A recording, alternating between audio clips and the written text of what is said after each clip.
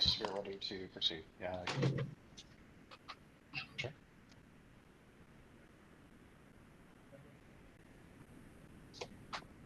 Madam Chair, we're ready to proceed. You can. Okay, you can I'll begin. do my 10 seconds.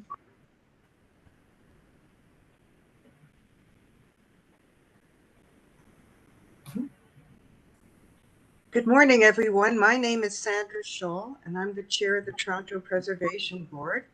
We have quorum, so I'm now calling meeting 8 to order. Today's meeting is being held by video conference and in person at City Hall in Committee Room 1. This meeting is also being live streamed online at youtube.com/Toronto City Council Live. I'd like to make a land acknowledgement before we start our meeting. Although we may be meeting in different locations today, the Toronto Preservation Board would like to acknowledge that the land we are meeting on is the traditional territory of many nations, including the Mississaugas of the Credit, the Anishinaabe, the Chippewa, the Haudenosaunee, and the Wendat peoples, and is now home to many diverse First Nations, Inuit, and Métis peoples. We also acknowledge that Toronto is covered by Treaty 13 with the Mississaugas of the Credit. If you are registered to speak today at today's meeting, please listen for me to call your name. I will call speakers in the order they appear on my list. The list of speakers can be viewed online by visiting the Toronto Preservation Board link at toronto.ca/council and clicking the speakers box for today's meeting. Members, the City Clerk has provided all agenda materials on toronto.ca/council and on CMP, the Clerk's meeting portal, which I take it is for council members. Clerk's IT staff are available to members if you need help with your devices. I also want to remind you to please submit and approve your motions by email. Staff are available at hertpb@toronto.ca to help with motion. Are there any declarations of interest? Okay, under the Municipal Conflict of Interest Act, if you do have an interest, please raise your hand, and I don't see any. So seeing none, okay, may I have a motion to confirm the minutes from our last meeting on June 12th, 2023? Julia? Okay, all in favor? Carried. We will now proceed with the agenda review, and we do have a long meeting today. The first item is PB 8.1, 409 Huron Street, Notice of Intention to Designate a Property under Part 4, Section 29 of the Ontario Heritage Act. I have a speaker on this item, and so I will hold it down. The next item is PB 8.2, 350 Bloor Street East, Notice of Intention to Designate a Property under Part 4, Section 29 of the Ontario Heritage Act. There are no speakers. There is a staff report with recommendations. Would anyone like to hold it down? Robert? Okay.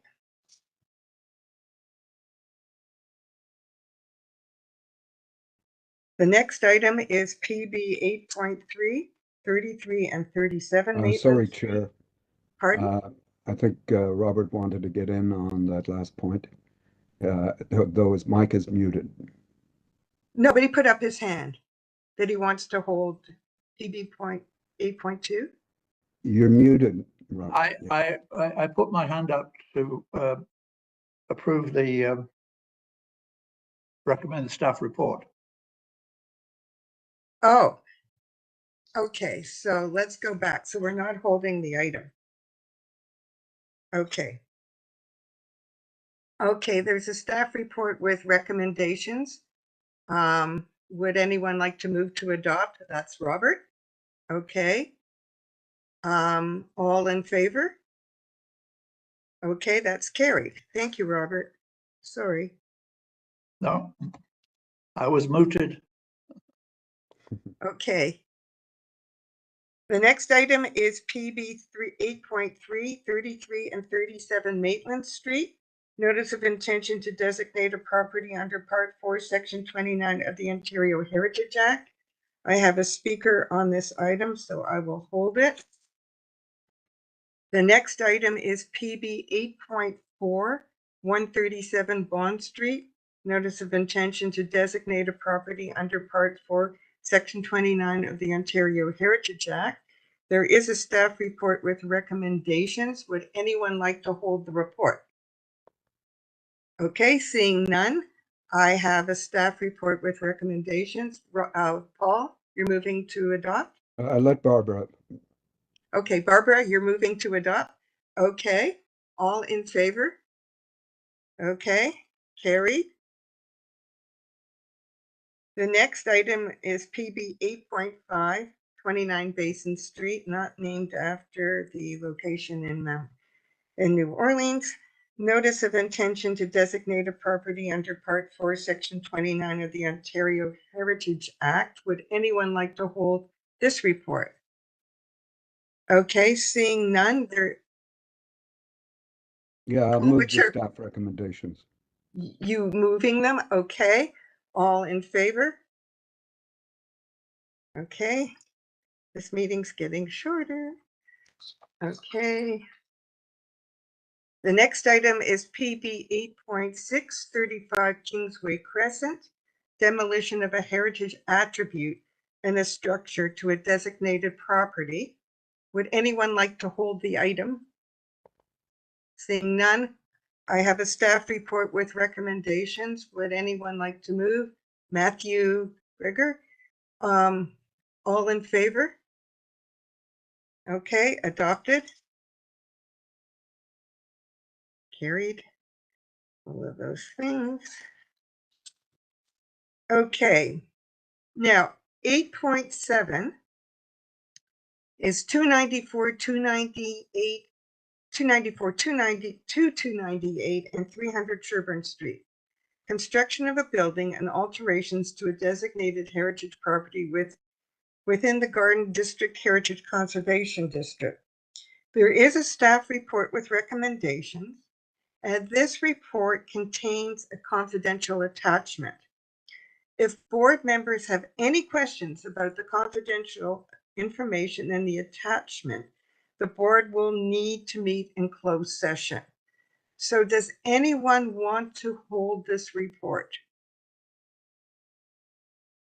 Okay, then can I make a motion to move it? All in favor? Okay, so that's carried. Madam Chair. Just Yes? to be clear, you were moving the motion. You were moving the recommendations on that. Yes. Yes, thank you very much.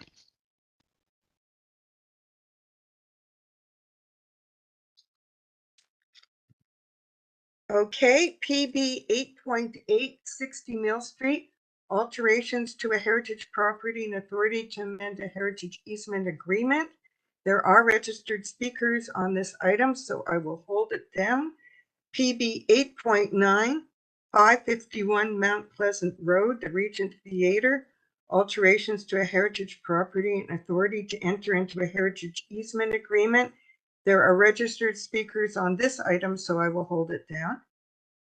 Okay. PB 8.10, 229 Queen Street East and 120 to 122 Sherburne Street, request for directions regarding the Ontario Land Tribunal hearing. There is a staff report with recommendations. This report contains a confidential attachment. If board members have any questions about the confidential attachment or that the information in the attachment, we'll have to meet in closed session. So does anyone want to hold this item down? Okay, seeing none, would somebody like to move to adopt the staff recommendations? Okay, guys, either move or we don't move. Paul? Okay, so how many in favor of adopting the staff recommendations? Okay, that's carried.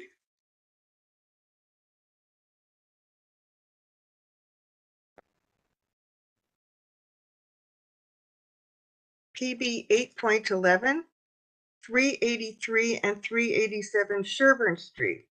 This is another request for direction report. There is a staff report with recommendations. This report contains a confidential attachment.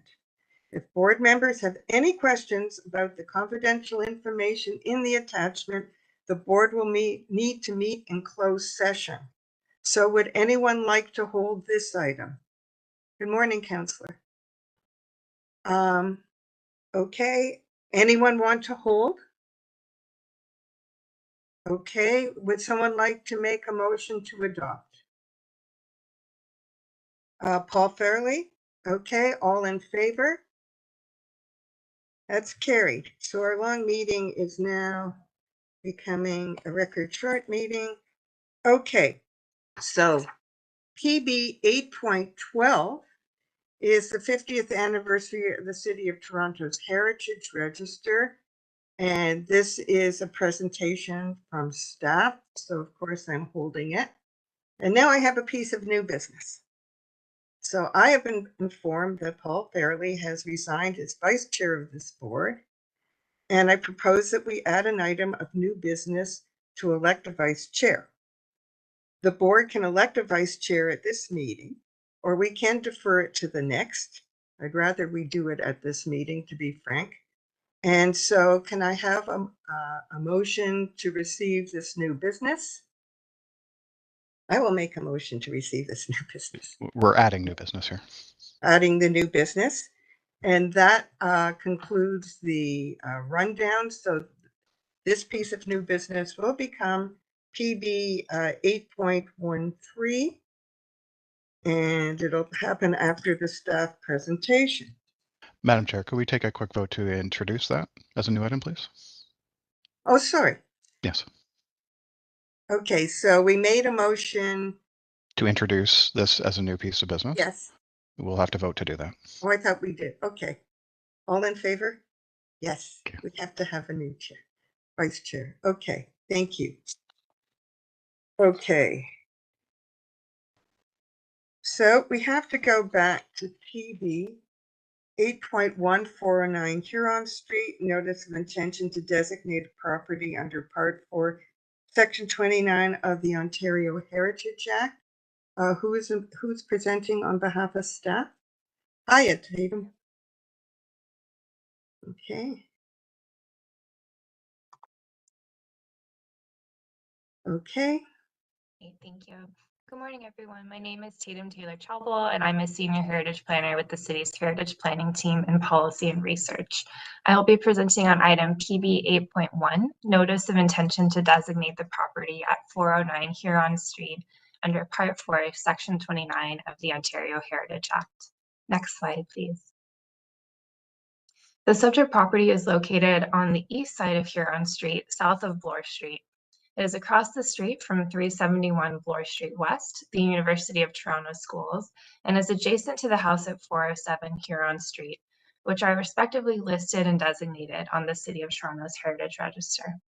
The subject property was identified for its cultural heritage value in the Heritage Inventory of the University of Toronto's St. George Campus Secondary Plan, which was adopted by Council on July 23, 2018. The property was listed on the city's Heritage Register in May of 2023. Next slide, please.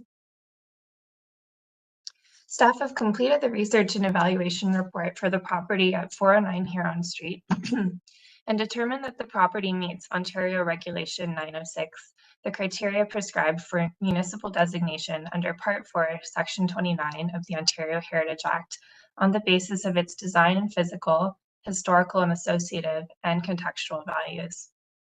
The subject property was designed by Frederick Henry Herbert and constructed in 1903 for Joseph G. Carroll, a merchant.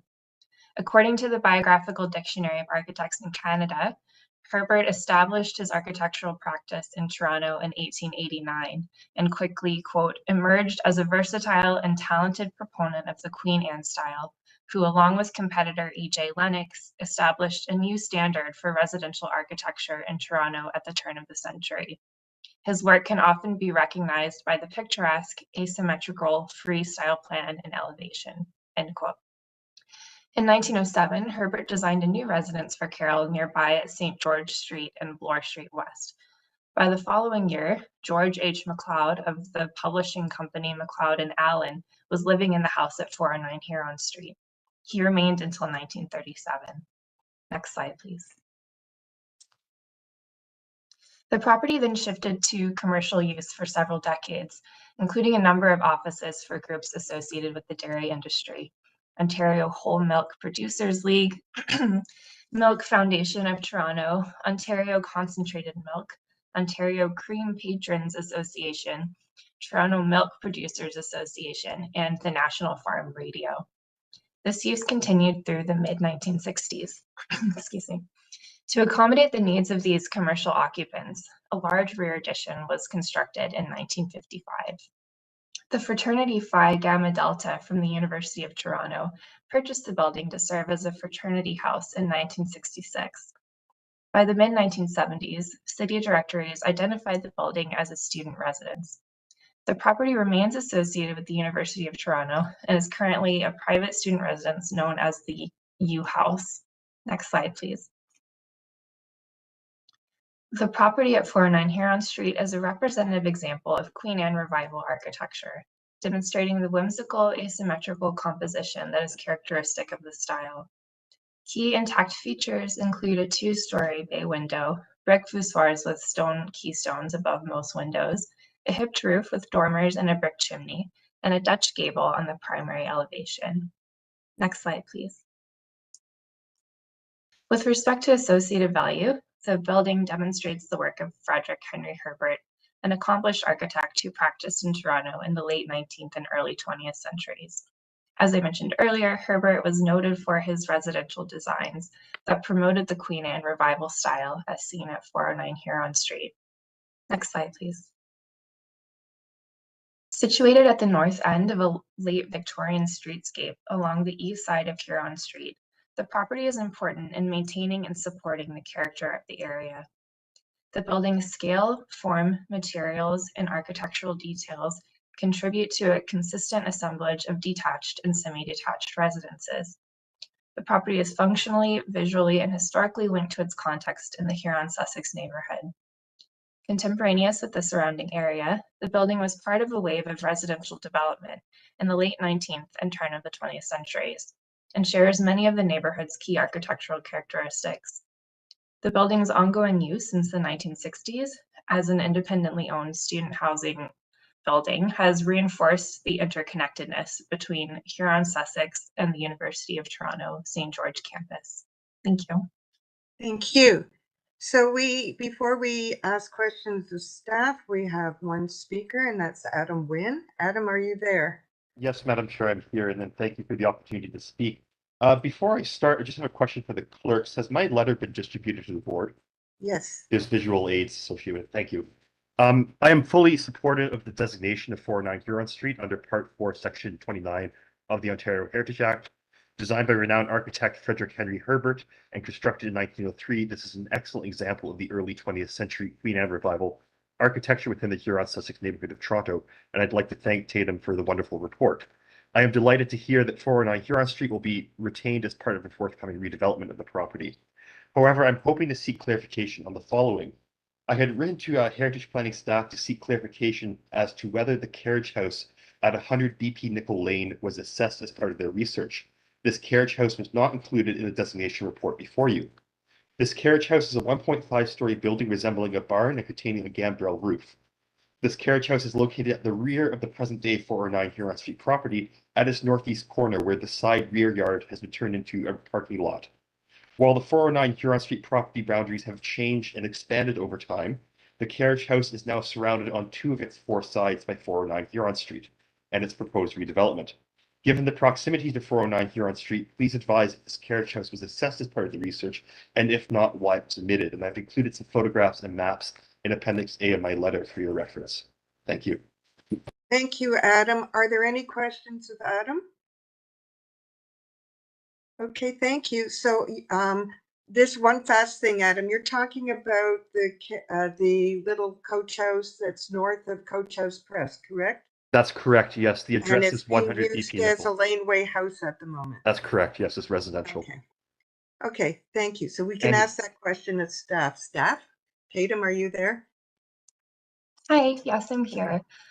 We thank Adam for bringing this to our attention, although we'll note that 100 BP Nickel Lane is actually a separate property parcel, so it was not assessed as part of this report. We've noted the interest in the property, however. Okay, It was thank severed you. in the 20th century. Thank you. Thank you. Okay, thank you, Tatum. Thank you, Adam. Are there any other questions of staff? Okay, is there any discussion among us? Seeing, Jeff, yeah? I'm just following up on the carriage house issue. Just to be clear, is staff saying that there's no risk associated with the current status of that property? Agreed that it's a separate property. It wasn't considered, but there is a development application apparently, and I don't have the details on that. But is there any impact from the development on that parcel, which might, cause a concern from a heritage perspective? In which case, maybe there should be more active, work on that issue, or is it simply in abeyance? There's no issue. I'm not clear right now. Okay, we have to go back to staff to answer that question. I'm sorry. Tatum? It's possible one of my colleagues may be able to speak more directly about the development application, but my understanding is that there has been an HIA completed for this property, and it explicitly states that the coach house will not be impacted by the new development. Okay. Is there anyone else from staff who wants to comment on that? Hello, it's Anne Fisher here from Heritage. Hi, Anne. Hi, I just want to say the development application doesn't involve the coach house property. Okay. So just reiterating what Tatum said. Okay, super. Thank you. So is there any discussion among us now? Okay, I have a staff report before me with recommendations. Barbara's making a motion to adopt. All in favor? Done. Okay. So now we move to PB 8.3, 33 and 37 Maitland Street, notice of intention to designate a property under Part 4, Section 29 of the Ontario Heritage Act. Who's presenting on behalf of staff, please? That would be me. Through the chair, Hi, good Clint. morning. Good morning, members of the board, Madam Chair and Councillor Bravo. My name is Clint Robertson, and I'm a heritage planner with the City of Toronto Policy and Research. This morning, I'll be presenting PB 8.3, 33 and 37 Maitland Street, Notice of Intention to Designate Properties under Part 4, Section 29 of the Ontario Heritage Act. Next slide, please. As can be seen in the location map on this slide, the subject properties are located mid-block on Maitland Street between Yonge and Church Streets in the Church Wellesley Village area. Next slide. This slide shows a current photograph of each property, 33 Maitland Street on the left and 37 Maitland Street on the right. The house was constructed in 1858 as a Georgian-style villa with Italianate-style influences, while the arts and crafts influenced apartment building was constructed in 1928. The properties at 33 and 37 Maitland Street were listed on the City of Toronto's inventory of heritage properties by City Council in 2023 and 1974, respectively. Heritage planning staff conducted research and evaluation of the buildings at 33 and 37 Maitland Street and determined that they meet the Ontario Regulation 906 for design, historical, and contextual values. Next slide, please. Maitland Street was first developed in the early to mid 1850s. By 1856, directories show a half dozen properties on the south side of the subject block, which tripled in number by the early 1860s. Meanwhile, the north side of the street remained largely undeveloped into the 1870s. By 1858, when 37 Maitland Street was developed, period maps show the area to be sparsely developed and suburban in nature, being a mix of single-family houses, suburban villas, and several larger estates.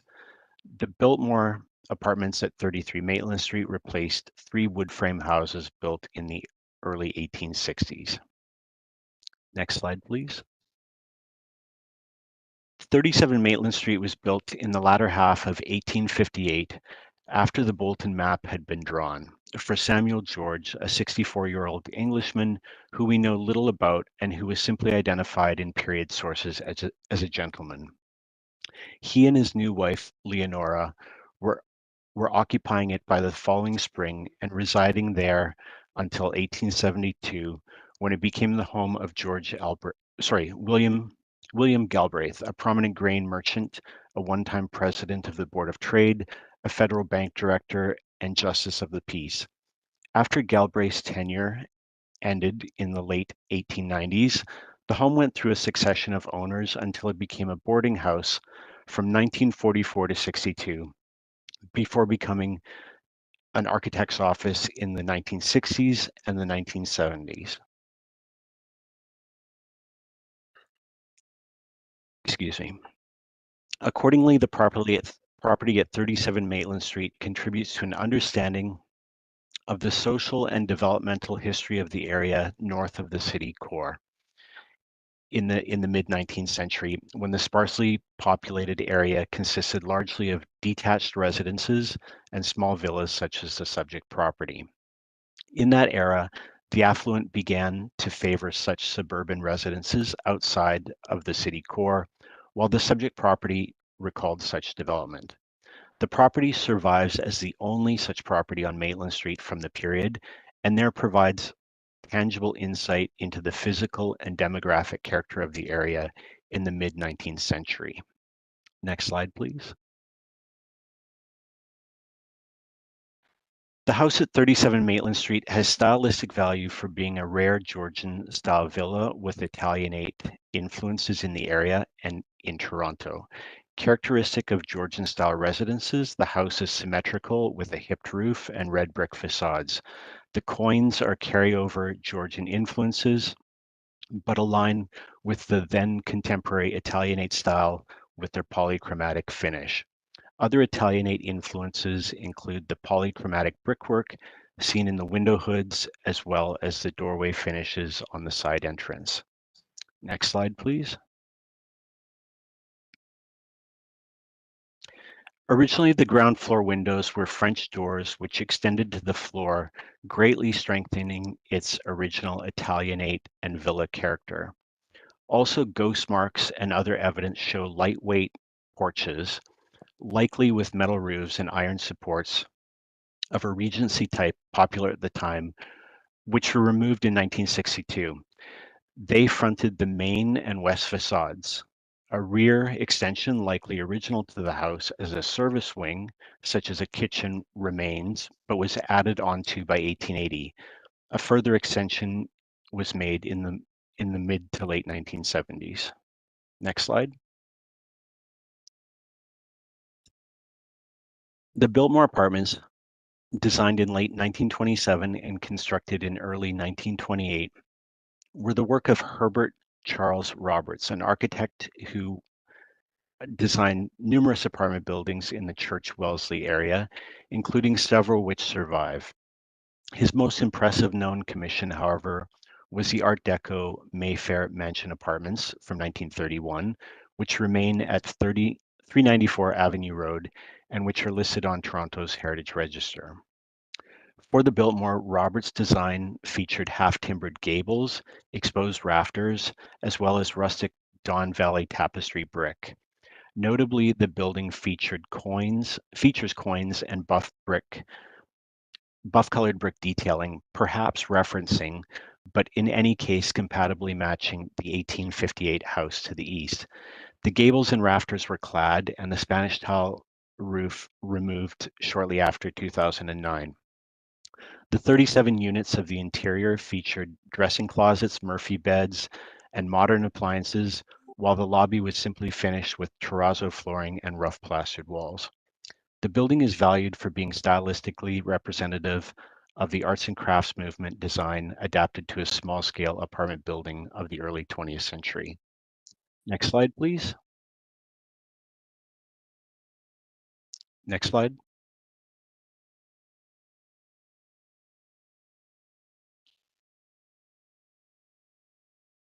Next slide. Thank you. The property's close proximity to the downtown core and then Eaton's department store were billed as primary assets of the building and attracted working and middle class renters. The building contributes to an understanding of the social and physical evolution of the area north of the city core in the early 20th century, when the area consisted largely of detached residence, small villas, and substantial properties. They were significantly redeveloped circa 1910 to 30 as a zone concentrated with apartment buildings appealing to middle class and working class renters. Within its 2-block stretch, Maitland Street is occupied by a total of 9 apartment buildings dating from that period, including the subject property. All of the buildings are 2 to 4 stories in height and masonry in finish. The Biltmore Apartments is integral to this collection of historic buildings in defining, maintaining, and supporting the character of the area between Jarvis and Yonge Street. The building is one of about 40 early 20th century apartment houses in the Church Wellesley Village area and contributes to one of 3 distinct concentrations of such buildings identified in the image with red hatching. Final slide. Next slide, please. Sorry, Clint, I think there's just a bit of delay. Let me know if the next slide shows up.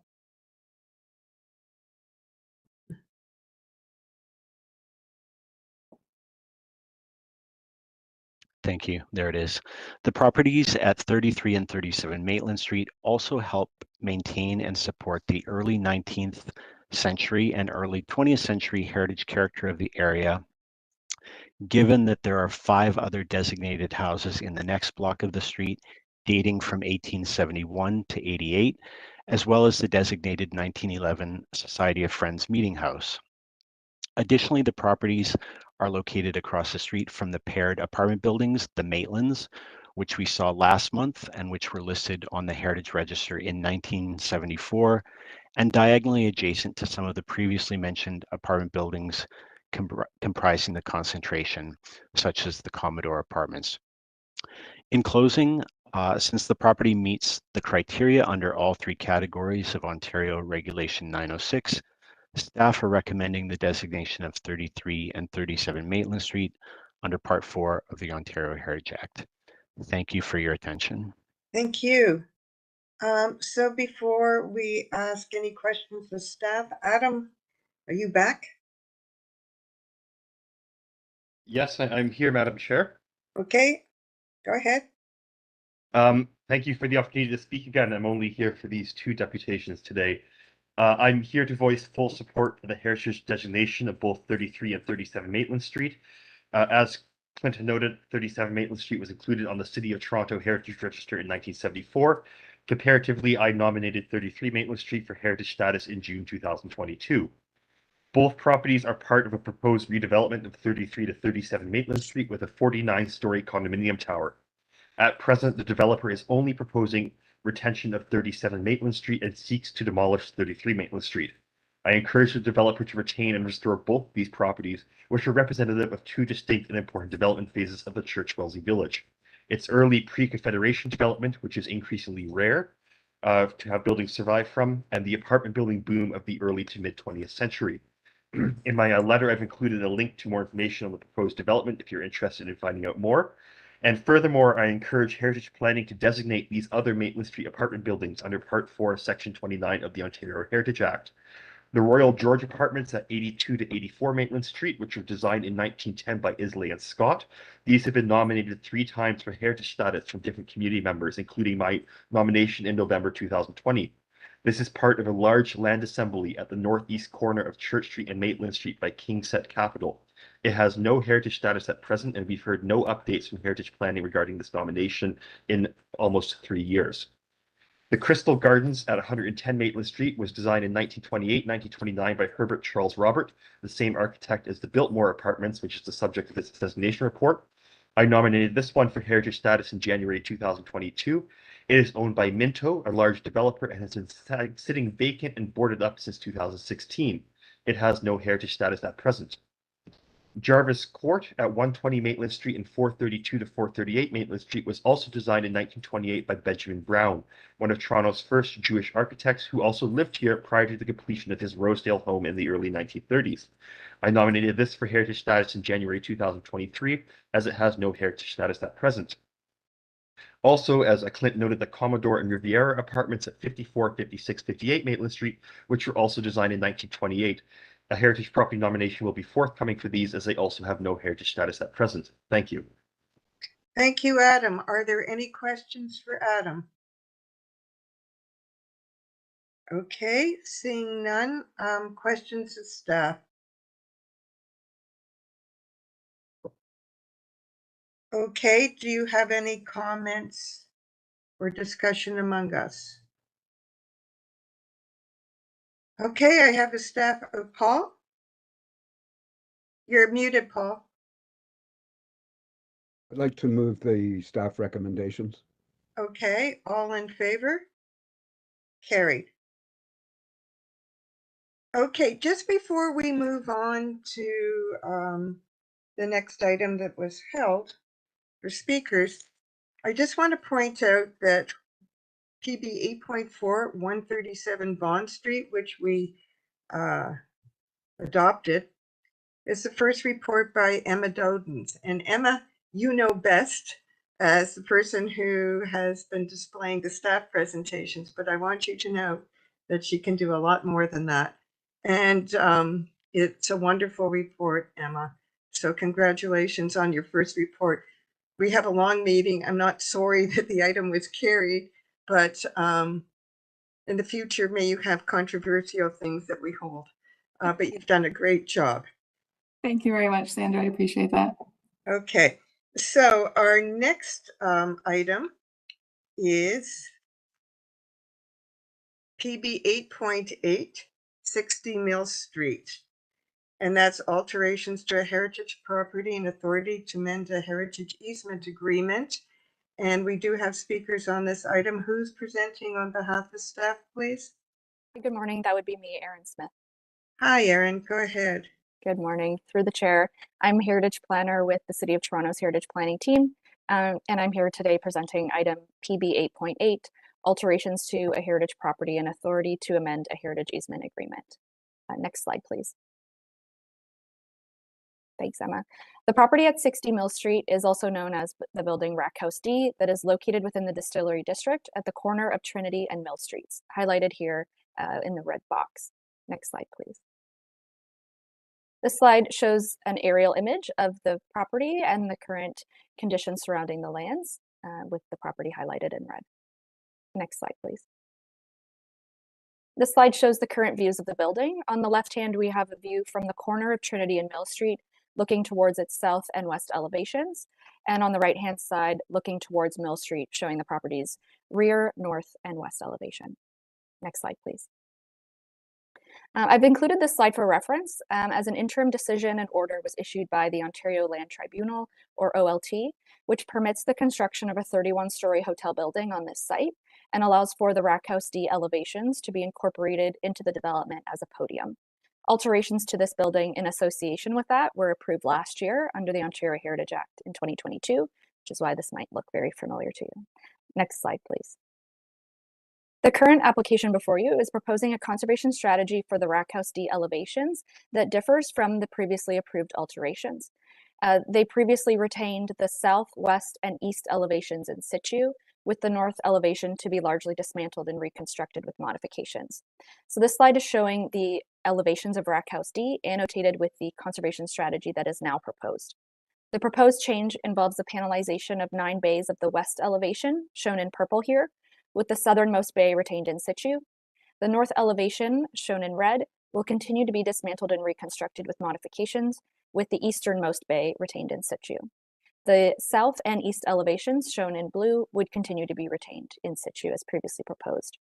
Because these alterations differ from the previously proposed and approved alterations, they are not reflected in the current heritage easement agreement, and therefore council approval is needed and for the approval and to amend the heritage easement agreement again. Next slide, please. These slides here show the proposed west and north elevations that are impacted by the change.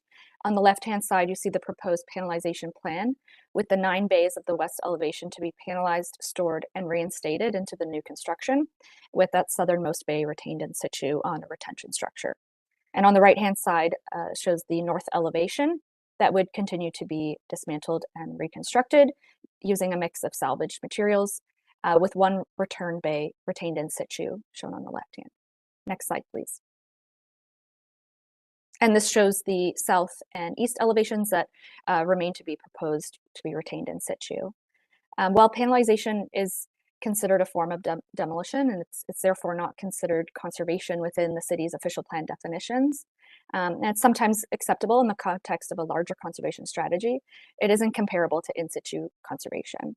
The proposed extent of panelization here will allow access to excavate the site, as well as to dismantle the racking structure that is going to be partially reassembled within the new development, and will allow for the construction of this development that was approved by the Ontario Land Tribunal. This concludes my staff presentation. Staff are recommending approval of the proposed alteration. Thank you. Super, thank you, Erin. So we have 2 speakers, Daniel Lewis first, and then Neil, I hope I am pronouncing your name correctly, P. You'll have to tell me, both from ERA, but Neil is also from Facet Group. So Daniel, are you here? Yes, good morning, Madam Chair. Can you hear me? Can you speak up a little bit, Daniel? Yeah, can you hear me? Hello? Now we can. Good morning, Madam Chair. How's everyone doing? Okay, you have 5 minutes, Daniel. Erin basically went through my presentation, so I could be here for any questions that the committee have. In terms of that, no need to repeat what she just presented. Okay, thank you. And what about Neil? Neil's here for technical questions regarding the panelization, if there is any from the committee. Yeah. Okay, so are there any questions of Neil or Daniel from ERA Architects? None? Okay, thank you then. That's great. That was painless. Yeah. Okay, are there any questions of staff? Seeing none, any comments among us? Okay, can I have a motion? Counselor, all in motion to adopt, all in favor? Okay, that's carried.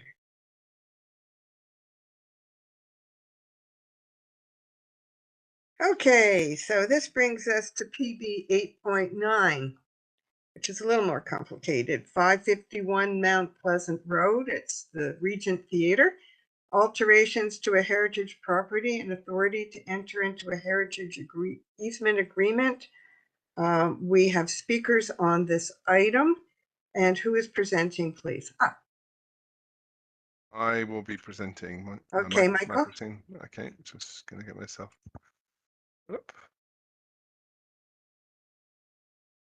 Okay, have we got the slideshow up? There we go. Okay, thank you. Hello, I'm Michael Seaman, a Program Manager Heritage Planning, and I'm presenting this item, PB8, 521 Mount Pleasant Road, Regent Theatre, alterations to a heritage property and authority to enter into a heritage easement agreement. Staff is recommending that City Council approve the alterations proposed for the heritage property at 551 Mount Pleasant Road, including the active entrances at 549, 553 and 555 Mount Pleasant Road under Section 33 of the Ontario Heritage Act, connection with a site plan application and subject to property, and that Council grant authority to enter into a heritage easement agreement. Next slide, please. The subject property at 551 Mount Pleasant Road is situated in Toronto's Mount Pleasant Village neighbourhood, south of Midtown, on the east side of Mount Pleasant Road between Belsize Drive and Banner Road. east. Next slide, please. The subject property contains a 3-story Regent Theatre, a fine and surviving example of a purpose-built neighborhood theatre from the interwar era. The property is located in an area consisting primarily of fine-grained 2 to 3-story buildings with commercial storefronts dating back to the late 1920s and early 1930s. Both sides of Mount Pleasant Road between Belsize Drive and Manor Road East have continuous street walls with 0 lot line conditions. Next slide, please. Constructed in 1927 according to plans of architect Murray Brown, the subject property has cultural heritage value as a once common but increasingly rare example of early 20th century neighborhood theatre. Originally the Belsize Theatre, it opened as part of the famous Players chain and was designed to host both vaudeville and film entertainment. It is also valued as a premises of the renowned Crest Theatre, a repertory theatre company that helped to spotlight and establish the careers in the performing arts for a generation of Canadian talent.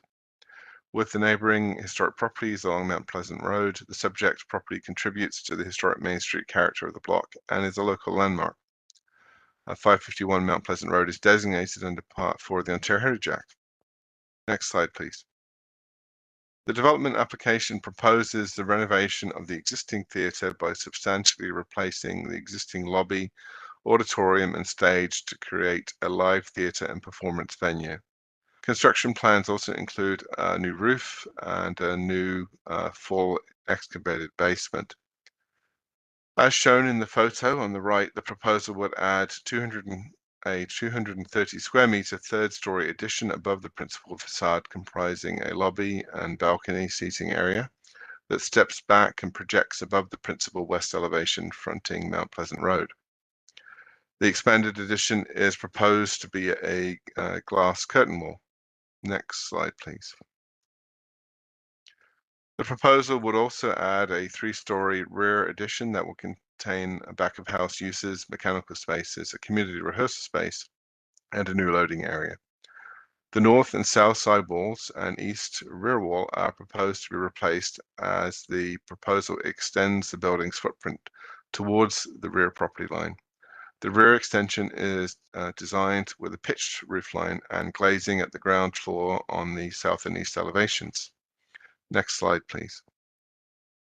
To accommodate technical live performance height requirements in the auditorium and the new design of the ground floor lobby, the plaster ceiling in the original lobby is proposed to be removed. Following its documentation through photographs and IDAR scanning, the ceiling is proposed to be recast with 6 original astrological medallions salvaged and reinstated on a newly constructed upper floor. Heritage planning staff are recommending that the plaster ceiling details of the sun, stars, flowers, and astrological symbols of the entire ceiling in the entrance lobby be conserved within the lower lobby as a condition of approval. The applicant has proposed to replace the 5 damaged and 1 missing symbols of the zodiac in the future recast ceiling with Indigenous representations of the regions of the night sky alongside the new castings of the original medallions. Next slide, please. To accommodate new programming, the application proposes the removal of the extant north entrance exit and 2 associated heritage attributes, with a new exit to be installed in the same location in a more contemporary design. Stone detailing on the extant piers and north entrance surround will be removed and replaced with glazing and a contemporary design treatment material. Heritage planning staff do not support the removal of the heritage attributes. The limestone elements are understood to be in generally good condition. Therefore, the proposed design should be revised, and heritage planning staff are recommending that the stone detailing on the piers and concentric panes of the north entrance surround be conserved as a condition of approval. Next slide, please. A vertical addition is proposed to be a glass curtain wall above the principal facade and step back to allow it to be subordinate to the facade of the existing theatre building. While the chimney is proposed for removal and the new sign retains in situ the gabled roof and projecting central bay along the principal facade, along with tile, red brick, and smooth stone decorative detailing, the original fenestration openings, and the 3 round arched openings in the central bay above the theatre entrance. A new contemporary projecting vertical sign is proposed to be installed on the front elevation. The vertical signs is continuing the presence of a projecting sign on the front elevation. However, it is positioned in a new location to the north of the front entrance. The projecting sign is not a heritage attribute, and therefore the revised location of the new sign will not impact heritage attributes. The non-original 1950s angular front entryway, entrance, vestibule, and 2 storefronts at the ground floor are proposed to be removed and replaced with a contemporary expanded entryway designed to reference the 3-part design of the integrated storefronts flanking the central entryway. To maintain the legibility of the early 20th century theatre, the proposal will conserve the arrangements of a central entrance flanked by 2 storefronts with large glass display windows. Next slide, please. All interior elements of the heritage building, including interior partition walls, interior floors, are proposed to be removed, reconfigured for the theatre's layout to accommodate the spatial and technological program needs of a contemporary live theatre venue. The auditorium's existing rectangular layout will be replaced with a live theatre stage, orchestra pit, and 3 tiers of seating. The interior heritage attributes proposed to be removed include the vaulted ceiling in the clear span auditorium, the Lord Byron inscription above the proscenium, and linear ornamental plaster detailing arranged in a grid pattern. The new design of the auditorium will interpret the theatrical history of the property, with details to be confirmed in the future interpretation plan. A total of 6 pieces of the ornamental plaster grid pattern detailing of the ceiling are proposed to be cut and salvaged or recast and salvaged to be reused within the interior wayfinding strategy. The proposal, the Lord Byron quote, is also proposed to be reinscribed within the new building as a contemporary of the interpretation strategy. A comprehensive salvage and reuse strategy is proposed to mitigate the impact of the auditorium's removal to ensure that the design sensitivity reflected in the 1927 theatre is communicated throughout the interior of the contemporary building. 19 individual elements of plasterwork or other ornamentation are proposed to be cut and salvaged. The frieze of Carmen, the 2 proscenium triptychs are proposed to be reinstated and displayed as its art in the 2 ceiling grills are proposed to be reinstated with the contemporary auditorium ceiling. Staff are of the opinion that the conservation strategy and mitigation measures proposed to conserve the cultural heritage values, character, and attributes of the property and are consistent with the policy framework. This concludes my presentation. The applicant, a consultant for the applicant, also has a presentation on this.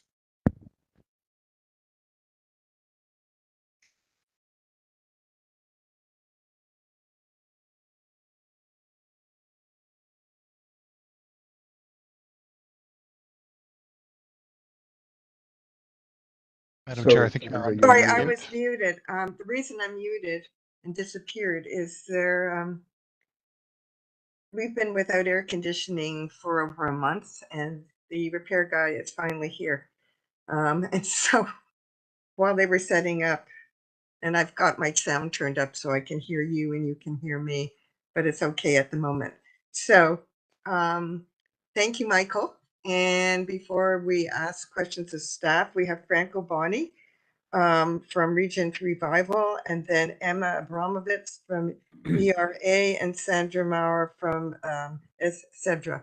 So Franco, is that you that I'm looking at? Yes. Okay, you've got 5 minutes. Okay, I'll be very quick. Thank you. Thank you so much for the opportunity to speak with you this afternoon about the Regent Revival at 551 Mount Pleasant Road.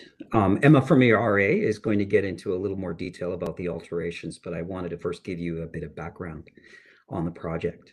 So my name is Franco, and I'm the owner's representative and the executive director of the Future Theatre. I've over 25 years of experience running theaters and festivals, and have the unique experience of being involved in the opening of 2 cultural venues in Toronto. The second and most significant is as executive director of the Theatre Centre, where I led the adaptive reuse of a former Carnegie Library into a live arts hub. So what are we doing? So 551 Mount Pleasant Road will be the future home of a new 600-seat performing arts venue. Built in 1927, as Michael mentioned, the theater presented both live performance and cinema. And then from 54 to 66, it was the Crest Theater, a live theater company led by the siblings Donald Murray and Barbara Chilcott Davis. The Crest was one of 2 professional theaters in Toronto at the time, and the only one producing Canadian writers. It was the home to some of Canada's top talent, including Gordon Pinsent, who, before he passed, I had the honor of taking him through the building. Mavor Moore, Martha Henry, Kate Reed, and 2 future artistic directors of the Stratford Festival, Richard Monette and John Hirsch. So it's got an incredible theatrical history in Toronto. So when it opens in a few years, the Regent Theatre will be a permanent home for the work of Tara Bruce Productions, a musical theatre company based in Toronto and St. John's, Newfoundland.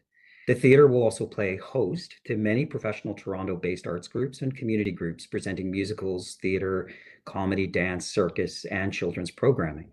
So we're thrilled to be bringing this landmark Toronto theatre back to public use and cultural purpose. Why are we doing it? The opening of a live arts venue is a rare occasion. The last 2 major theaters to open in Toronto were Crow's Theatre at Queen and Carlaw in 2017 and the Theatre Centre in West Queen West in 2014. And both these venues are neighborhood hubs, and they serve the needs of the residents who live nearby, and since opening have attracted audiences from across the GTA and Canada. For nearly a century, the Belsize, Crest, the Regent Theatre has been a cultural hotspot for the Mount Pleasant community. So what we propose is to celebrate and build on this heritage. It will be one of only 3 mid-sized theaters in all of Toronto. It's the only professional theater serving Midtown Toronto and one of only 3 in North Toronto. We want to reimagine the theater as a public square. So the cafe lobby at the street level, offering free Wi-Fi, will welcome the public morning, afternoon, and evening. And we believe that the arts build community and encourage civic peace.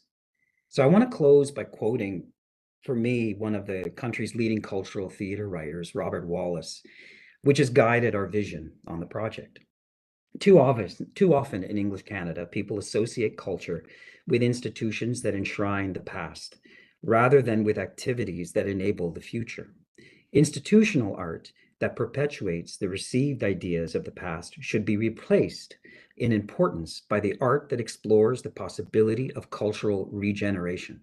In this approach, culture is not a canon to be learned, but a project to be undertaken.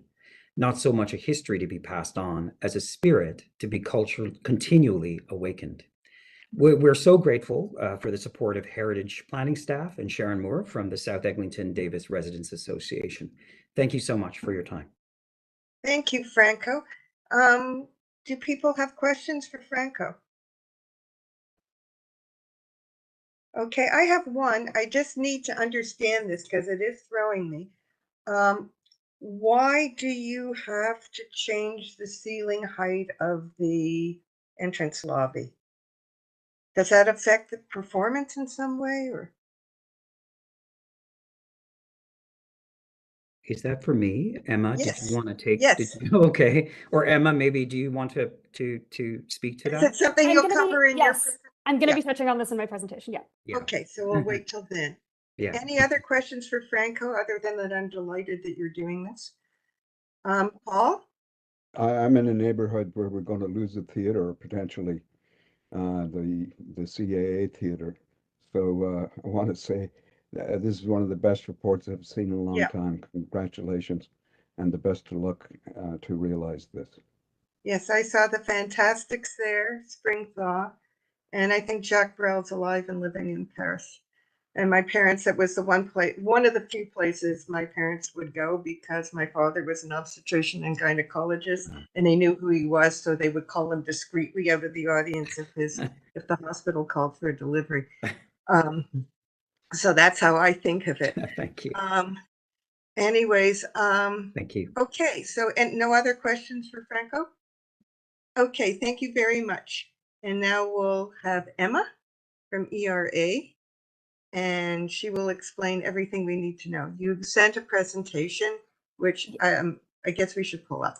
I'm gonna open it up on my end. Oh, you can. Okay, so you're sharing. Yes. Okay, great. Is that showing up? Yep.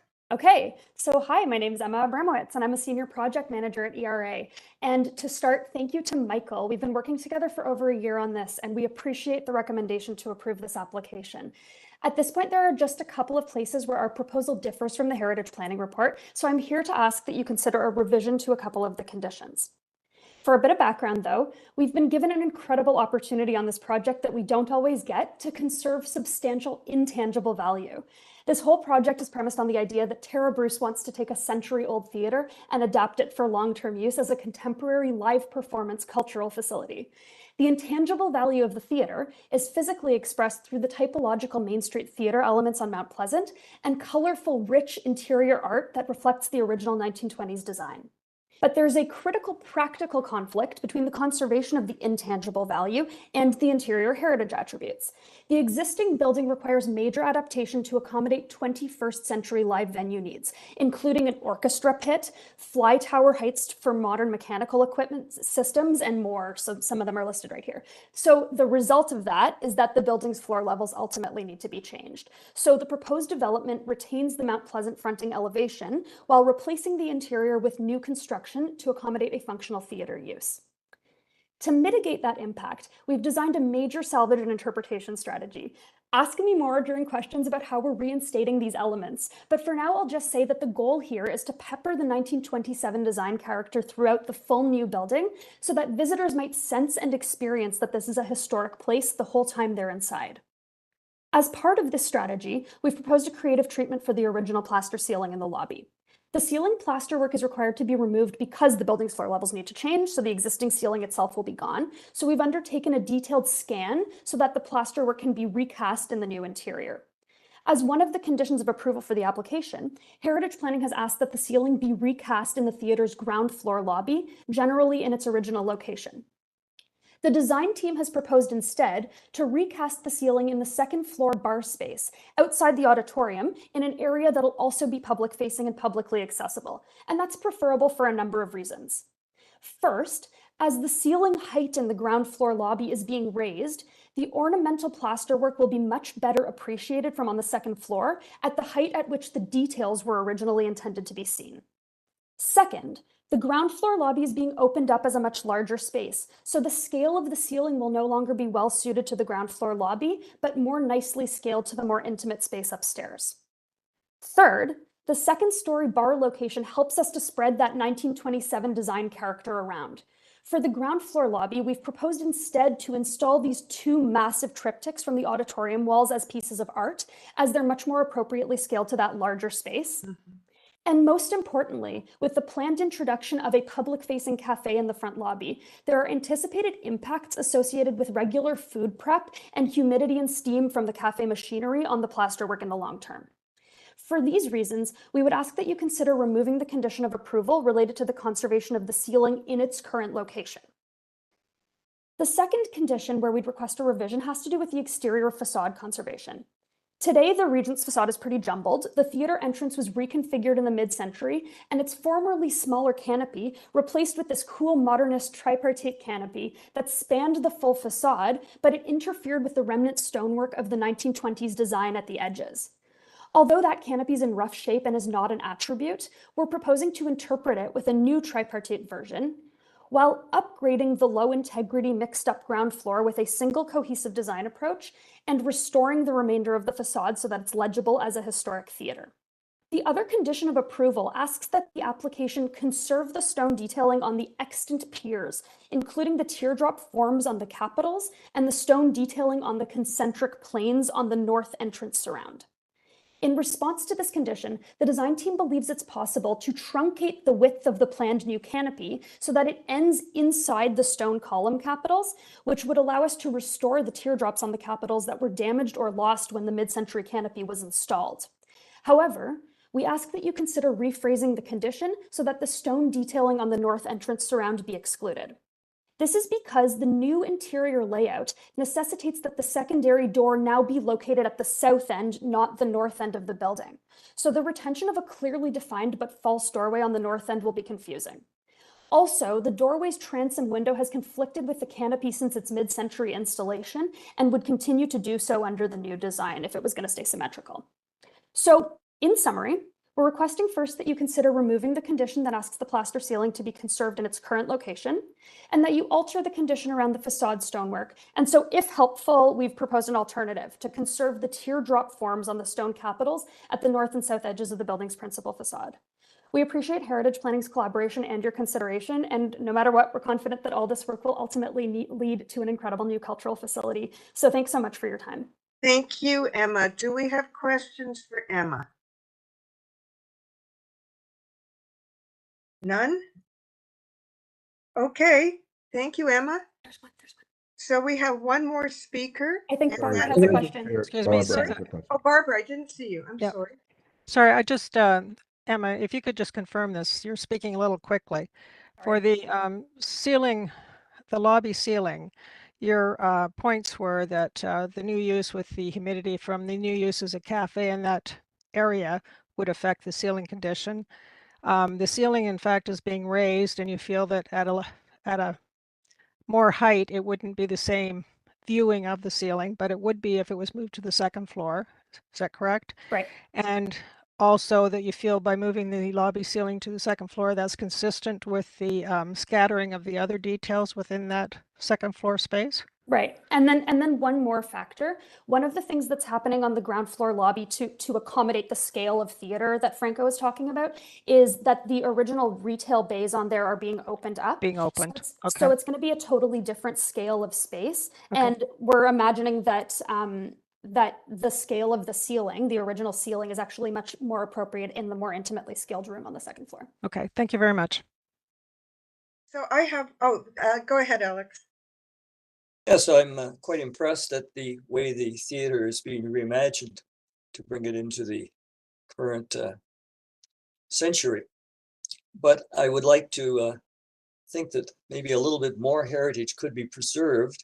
I'm not entirely convinced that it would be all that confusing to the public to have a symmetrical doorway on the north. I tend to go along with Heritage Planning's recommendations regarding the retention of the stone more than you're retaining. And I was wondering, inside, I can see how the ceiling would be, if it was retained in the lobby, would be sort of a small part of the whole. But and I think the upstairs location in the bar is probably a very good place to put it. Have you considered, since you're recasting it anyway, to maybe put a few of the features keep them in the downstairs lobby in the expanded ceiling? You could have it in two places. You could have it in many places since you're recasting it. Thanks. For sure. So I think that part of what we're doing here, like there will be a new design for the lobby. So part of what we're doing here is bringing those big triptychs in. Those are proposed to be installed on immediately at the west facade, so right inside the entrance, and you would see one on the north wall and one on the south wall. They're really colorful. They have this kind of relict art condition that's really kind of celebrates the early design intent of the theater. So our idea here is to kind of not kind of reinstate too many mishmashed elements as art in the same locations, but instead spread them throughout the different publicly accessible spaces of the building so that you really get a sense of those elements as you move through. Okay. And I think I can speak to the stonework question as well. So we completely agree that there is an opportunity to conserve a little more of the stonework than what was proposed, to kind of restore those the teardrops on the capitals that were actually damaged in the when that modernist canopy went up. The issue with the north entrance surround is that based on the revised kind of configuration of the interior, the staircase, the secondary entrance and staircases had to be relocated to the south. So there are design elements there that that are very specific to being on the north column that become problematic when the entrance is actually on the south. Thank you. Okay, are there other questions? Okay, I have one. Can you explain again what is going on the ceiling of the lobby that gives you a sense of entering a 1920s building? Yes. So nothing specific on the ceiling of that building, but instead there are these two pieces on the wall that are going to span the full wall that you'll be able to see both when you pass the building, because you'll see them through the retail bays. You'll be able to see them from the exterior, as well as they'll essentially define the character of the interior. And I can pop that back up on screen if that's helpful. No, it's okay. I get it. And I do agree with your point that in some ways, by singling them out, you'll see them better than you actually do when there's a cluster. But I have another question then, simply, what's on the ceiling of the lobby? What are you planning? Yeah, so I mean, the design architect for the lobby space is Hariri Pontarini. So they kind of have been doing theaters all over Ontario. They're proposing a warm kind of wood treatment on the ceiling that's sort of wood slatted to make sure that that space is kind of is warm and attractive and still presents kind of a contemporary a contemporary design articulation. That's contemporary to today, the same way that the 1920 ceiling was contemporary to when that building was designed. We also we're interpreting the use of, we're continuing the use of terrazzo floor on the floor of that lobby, which is what's there right now. And our intent is to bring that through past the entrance doors, so that continues to the property line, so that there's sort of an interior-exterior flow that is intended to bring visitors into the building. Okay. Okay, anyone else have a question? Okay, Emma, thank you. Great presentation. Thank you. And so our third speaker is from the South Eglinton Davisville Residents Association, and that's Sharon Maurer. And Sharon, where are you? You've got 5 minutes. Are you there? Sharon? Okay, I had some trouble unmuting. Okay. Thank you. Yes. Go ahead, you have 5 Okay. minutes. My name is Sharon Maurer, and I'm the chair of Heritage for CEDRA, which, as she stated, is a South Eglinton Davisville Residents Association. I'm also a member of the North York Preservation Panel, and a couple of your board members are very familiar with me. But I'm speaking to you today as CEDRA. I took on the Heritage portfolio for CEDRA in 2017 and became aware of a Save the Regent theater campaign because it had come on the market, real estate market, for sale. I soon found myself in front of the Regent Theater, standing beside Councillor Matt Lowe, being interviewed by the CBC. This was quite a jolting experience and made me aware that I didn't know much about the theater. So I resolved to find out more about the history of the theater. And wow, what a history. It started, of course, in 1927 with a vaudeville and the new talking movies of the time.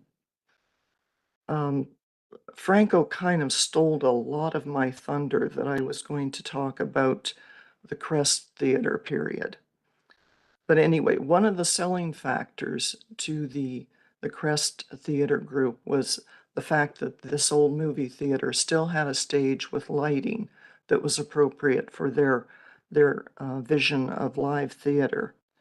And they were very daring for the 1950s. When you think of theater in Toronto at that time, would have been an American musical from Broadway, where they brought in all their own people. So this young production group really had a vision for Canadian theater, for a Canadian audience. And I just can't emphasize the impact their 13 years at this location had on Canadian cultural heritage. And it's strongly connected to this building. Anyway, over the past few years, I would attend movies in the theater and sit there inside this very dismal interior. and I felt very pessimistic about what kind of heritage attributes are there in this building. I just couldn't see them. So I've been absolutely amazed at the amount of interior heritage attributes that heritage staff and ERA architects have discovered. And I'm really impressed with the conservation strategy that they're going through to incorporate these attributes into this new modern theater. It's really been great work done. As far as the two items that are sort of under contention, in my letter yesterday, I stated that we sort of support heritage staff in regarding the doors on the front, the stonework, that I would definitely like to see some of that stonework salvaged, because once it's gone, it's gone. I'm relatively neutral about the ceiling treatment in the lobby, as long as it's there somewhere. I think it'll be enjoyed possibly a little bit more on the second floor, because as someone pointed out to me, when you enter a theater, you sort of go in quickly, you're very concerned about where you're going, where's your seat, all that kind of stuff. And I think on the second floor bar type area, people might actually look up at the ceiling in a more relaxed environment and you know, notice and wonder why it's there, etc. Cedra is really delighted and looking forward to having this new cultural venue in our neighborhood. In closing, I know that there's a lot of substantial changes being made to the existing building, but the Canadian cultural heritage of this theater will definitely be maintained by the Tara Bruce company that is coming in. So we're asking the board to approve the alterations to this heritage property on Mount Pleasant Road. Thank you. Thank you very much, Sharon. Are there any questions for Sharon? Okay, seeing none, thank you, Sharon. Okay. So now it's questions for staff. Okay, Barbara? Yes, I just wanted to, it's about the lobby ceiling. I think that's the real point of discussion here. And I just want to know if the staff is still firm in their recommendation in the report that the lobby ceiling be conserved in situ in the entry. Through you, Madam Chair, the this is just provide some context. It's a unique project in that, you know, there's a sort of an unidentified heritage in the use, and so that's caused us to have to look at different maybe compromises that we might not make otherwise in terms of, because it is in, you know, keeping that sort of a use which was so prevalent, you know, back in the 1920s. It's no longer so. We recognized all along the importance of that. Through this design exercise, you know, there's been a lot of heritage features, a lot of structural fabric of the building will be gone. We had identified these two pieces as something which could be done, and we also felt that I think originally it wasn't proposed to be conserved. The applicants came in with the second story option through extensive discussions that we had. This was a case where it's really a choice based on design. It can physically be done as opposed to some of the other aspects. So this is why we are sticking with our recommendation. But if you choose to, you know, there's certainly a bigger picture on this, and you know, that's. Okay. And just to be clear, if it remains in situ, what original material is being retained? Because the word recast has been thrown about. Well, I can tell you one of the things that we've, through Madam Chair, we recognise that if the applicants are not able to keep the ceiling of the lobby on the existing height, then any kind of relocation of the ceiling, be it on the lower level or in the upper level will require recasting. There's been an expert opinion provided by a plasterer on that, which we've reviewed and have accepted, and that this is why the reference is to recasting. So the real issue here is location, not the retention of the original material of the ceiling. Correct, yeah. Okay, thank you. Okay, other questions? Robert, are you questioning? I would commenting. Okay, can you make a comment with a, or if it's not a question, then we should comment when we're discussing together, is that correct? Yeah, okay. So are there any other questions for staff? Yes, Paul? Michael, if we were to make a motion to accede to the developer's interest here on those two contentious issues, what would be the outcome of that? In anticipation of that, we have forwarded to the clerk's recommendation. It isn't a recommendation from staff per se, but it's just wording how that would be worded. Our preference would be a revised condition on the ceiling rather than removing the condition. And my interpretation of that, as communicated with the applicant, is that our revised condition would allow them to, which references the ceiling, which I think is important, would allow them still to do what they're proposing to do. So let's say alternate recommendations, the clerk has a copy of those in terms of the both aspects of it, so that you have sort of clear, well thought out wording, at least anyway, in those instances. That will give us a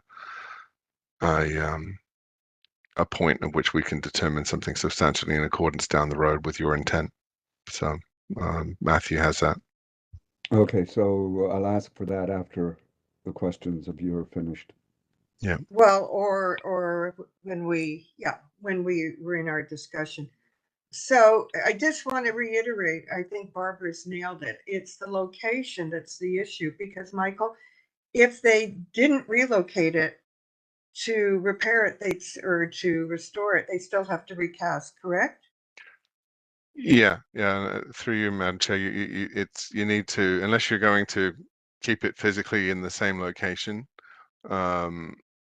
even if it's on the lower level, you're going to have to recast it to move it. It is somewhat fragile for all the alterations that were done over the years. And if it was kept in its original location in the lobby, then how would you restore it? You'd have to, that hasn't come up. You'd have to get a plaster expert to go through that, but presumably it can be done and has been done in the past. That would be selective replacement, but the only way to do it would be through moving. It might be retaining anything. What might be panelization, but that really hasn't been tested with ceilings and the impact on that. They're much more delicate features. So. Okay, thank you.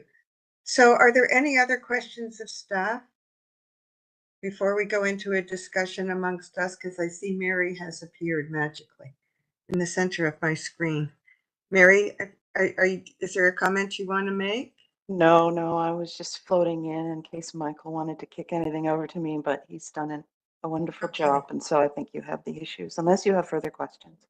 No, I don't think there are. Okay. If I could just acknowledge them, Madam Chair, that this is I'm filling in for Neil McKay, and this whole project is Neil McKay's, would have been his first report. Had it been scheduled another time, but he did an excellent work on this. Oh, good. Project. Okay, So so we have another gifted newbie on staff. Good. Okay. Thank you, Michael. Okay, so if there's no more questions of staff, Robert, you wanted to comment? Yes. I mean, I think this is a brilliant scheme with so many dimensions. They've got a very good team, obviously, putting this building together. I think we should just accept their recommendations on this, move forward, and just let them go. The recommendations from ERA. That's correct. Yeah, Yes. okay. So could we have the clerks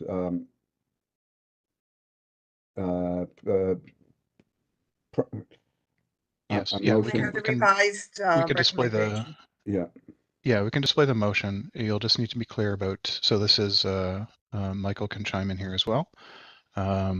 This is our understanding of the motion that someone on the board would like to move, but we'd like to know who is moving this. Okay, hold on, let us read it. Mm-hmm.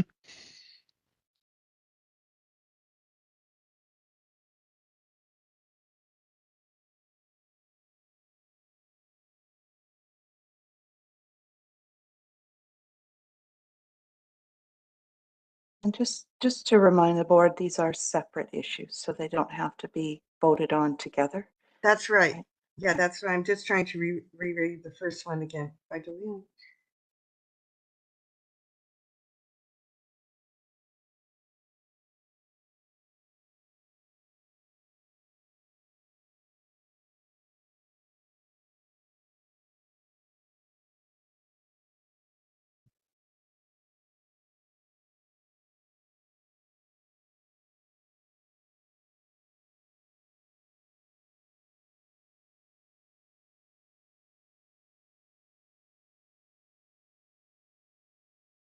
Okay, so Madam Chair, I'd be happy to move this motion, and I would like to have the two items voted on separately.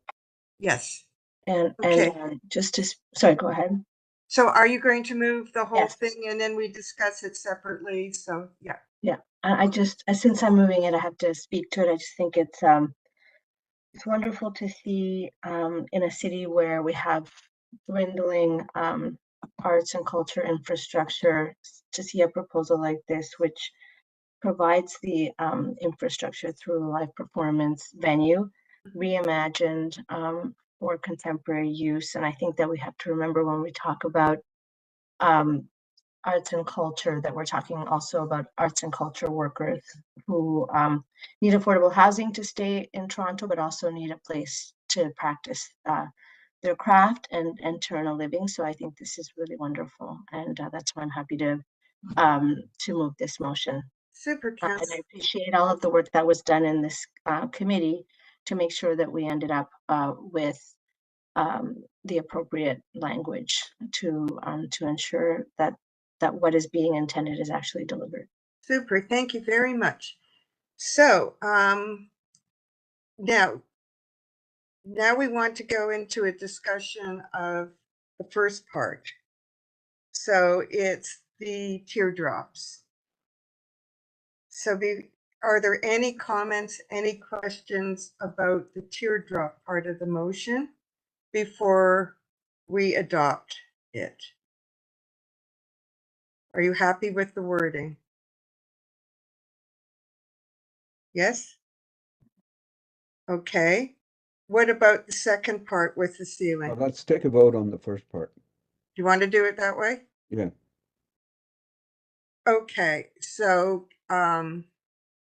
first of all, let's vote on amending recommendation 1B21, deleting the related to the teardrops. Okay, we have a motion to adopt. All in favor? Okay, so that's carried. So now let's look at the second part, please. Second part of the motion.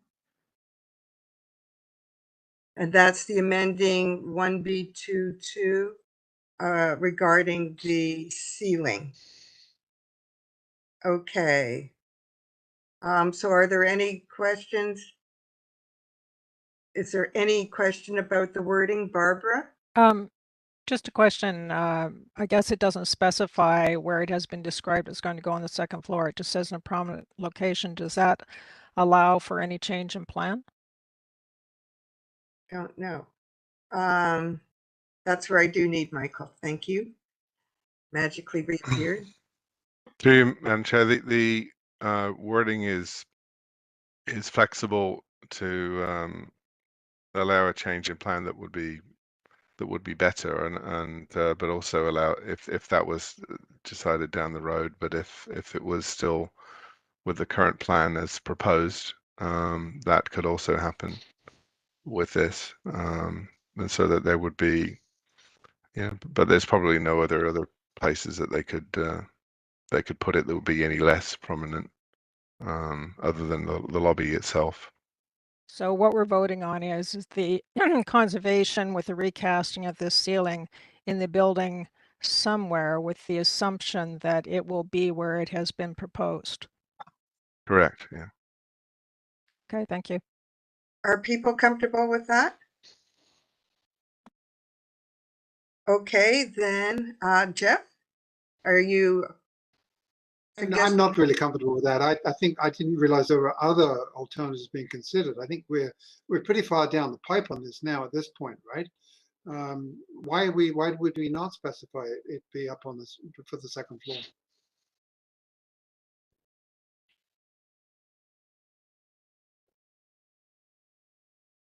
Through you, Madam Chair, when the motion was drafted as part of our comfort level with, in terms of the providing an option for preserving it where it was historically in the lobby. If that was again determined down the road, it doesn't like it's going to be. But if you wish to modify that more specifically, then that's something you can do. But either way, it will allow for what they're proposing, and that's really the intent item.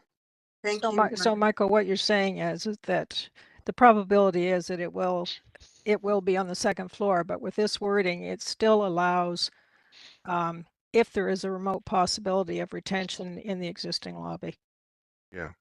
Okay. That's correct. That clarifies it for me. Thank you. Okay. Any other comments, questions, just so you're clear on what you're voting? Okay, then we have a motion before us to adopt. And it's number 2 again, look at it. So I need to see my board again. Okay, all in favor? Okay, so it's carried. Thank you. Okay, so our next item is Madam Chair, if we can do the item as amended as well, please. Oh, sorry. To adopt the item as amended. It's been a long time since we amended something. Okay, so now I need a motion to adopt the report as amended. Jeff? Okay, all in favor? We're usually just so agreeable. Okay. Okay, so the next item is PB 8.12, and that is the presentation on the Heritage Register on its 50th anniversary. And speaking on this is Tamara Ensign-Cartwright. Morning, Chair, and to the board. This is about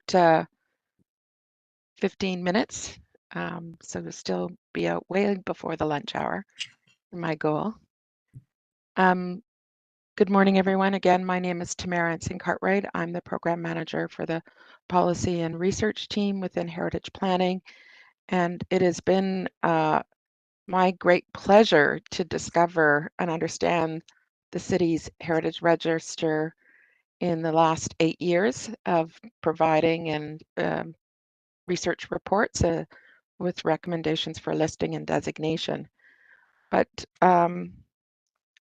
the piece that I think that I wanted to do with this presentation and the purpose of this is that we are embarking on a major transformation of our Heritage Register as a result of the new Bill 23 coming into force in January.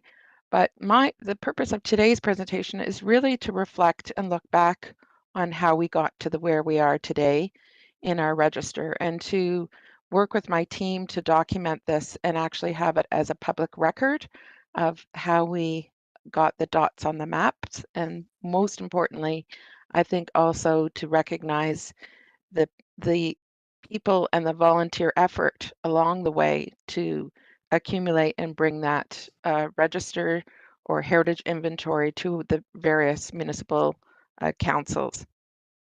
So a little bit of a history lesson.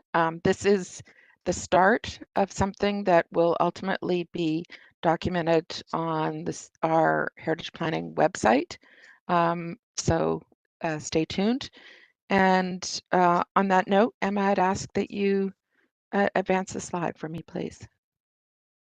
So like anything, it's always great to look back and have a bit of perspective on how we got here 50 years later. For several on the board, I know and I can appreciate, I won't call out your names, but you've been around doing this for 50 years. Ms. McPhail, I won't say anyone else's names, but she's laughing the most. But really, this is a municipal timeline, but I really would say the context really started off with, for those who know the acronym, and it was through the federal government, the CIHB, the Canadian Inventory of Historic Buildings.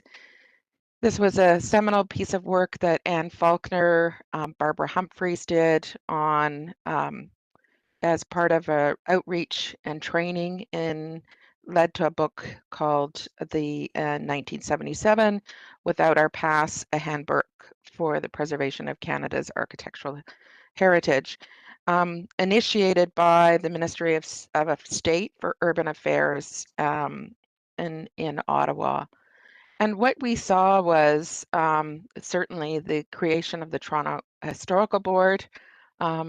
On that note, I've been doing a few interviews of staff, including the first, one of the first key staff member came over from city planning, Marcia Cuthbert.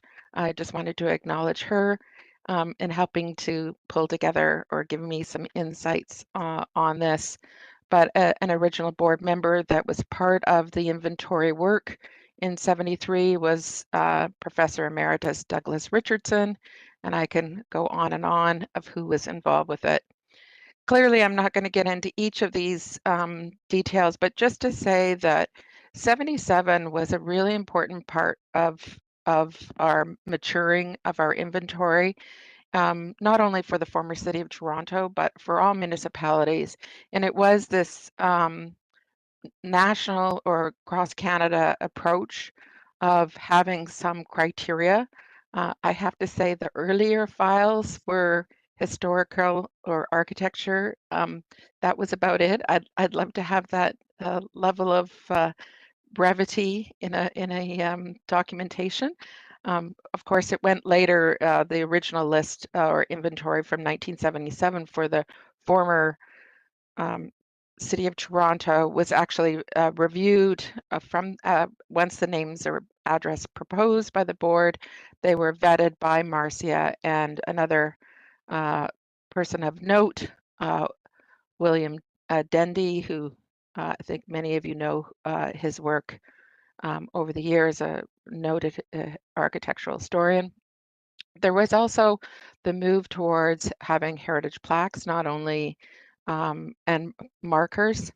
Seminal work, of course, had to continue with the amalgamation of the 6 municipalities.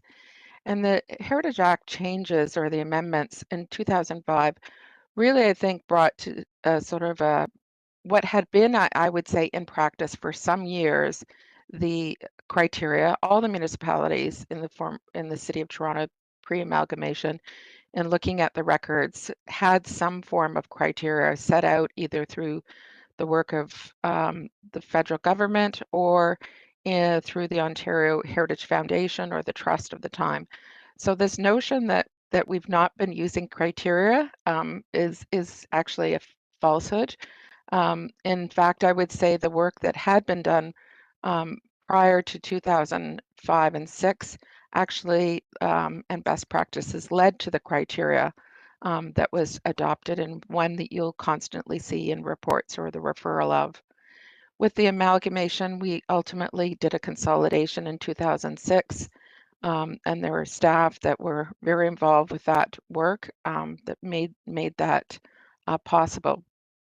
The other, I would say, while designations or Part 5 designations that districts had been going on for quite some time, it was again a watershed moment when Council adopted the terms of reference and the procedures for the heritage conservation districts, and ultimately we are in a current position for us of having official plan policies around the register designation and the launch. I would say pre-pandemic launch. We might need another relaunch of our heritage survey, learning, what's been going on in our work.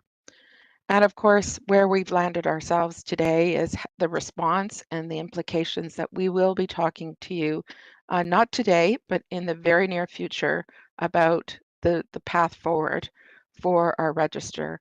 And for those who are listening in who might have been on a remote island with no internet, that I'm indicating that all properties on the Heritage Register from now on can only exist for 2 years and not be relisted for 5 years. The only way it can remain is with being a Part 4 designation or a designation itself. I always try to think to myself, what is the correlations of what was happening in 73 or at the same time? And at the same time that the former city of Toronto and other municipalities were launching their heritage inventories, the CN Tower came up. So that's our city at the moment that this happened. And I'll move along to the next slide. Thank you very much, Emma. So here we are, 50 years later, the dots on the map. Great credit to Paul Macca, Gary Miedema, and Adrian Gamble on our team, who have been vigorously verifying and the data to make sure that we have accuracy.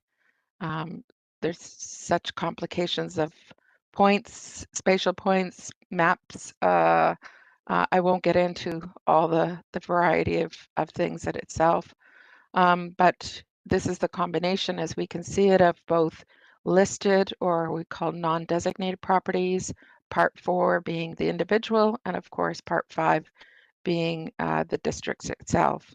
If we move along to the next slide, we'll actually see what the breakdown is in percentages. We have approximately 11,000 properties on the Heritage Register today.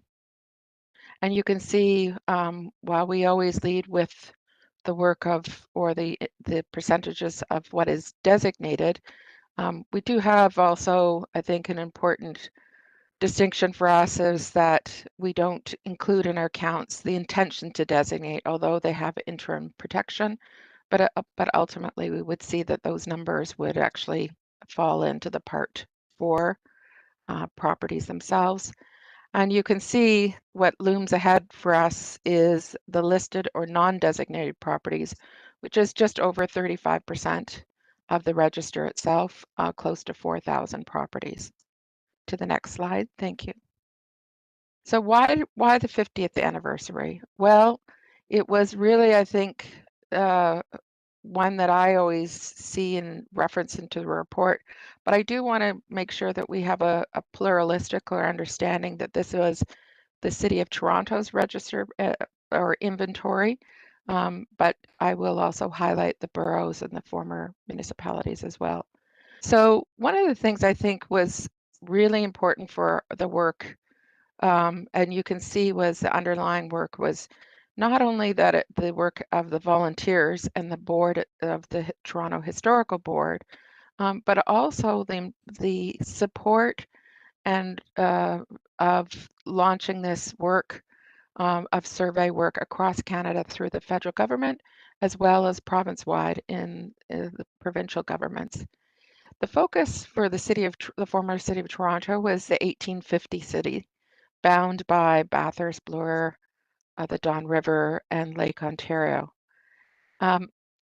The first list, of course, included as much as 490 properties, and by a series of updates in 74 and culminating in 77 on a quick burst of energy and effort, it quickly expanded to 1,200 properties, of which, because of the Ontario Heritage Act coming into effect or in force in 1975, the former city of Toronto actually moved quite quickly to also designate properties. It was a pretty good rate, I have to say, of designating 120 properties in 2 years with the enactment. To the next slide, please.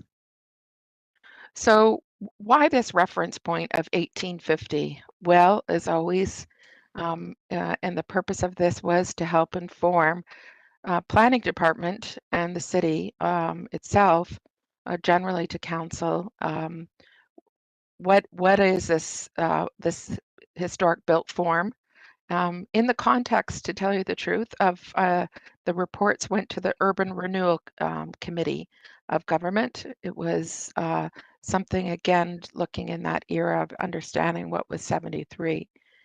So you see this reference map, but we quickly realize and look to the next slide itself that we can easily capture some of those great landmarks and properties, obvious ones, the sort of property typologies, be it schools or churches, the great landmark of Commerce Court, Flatiron Building, St. Anne's Church, and Casa Loma.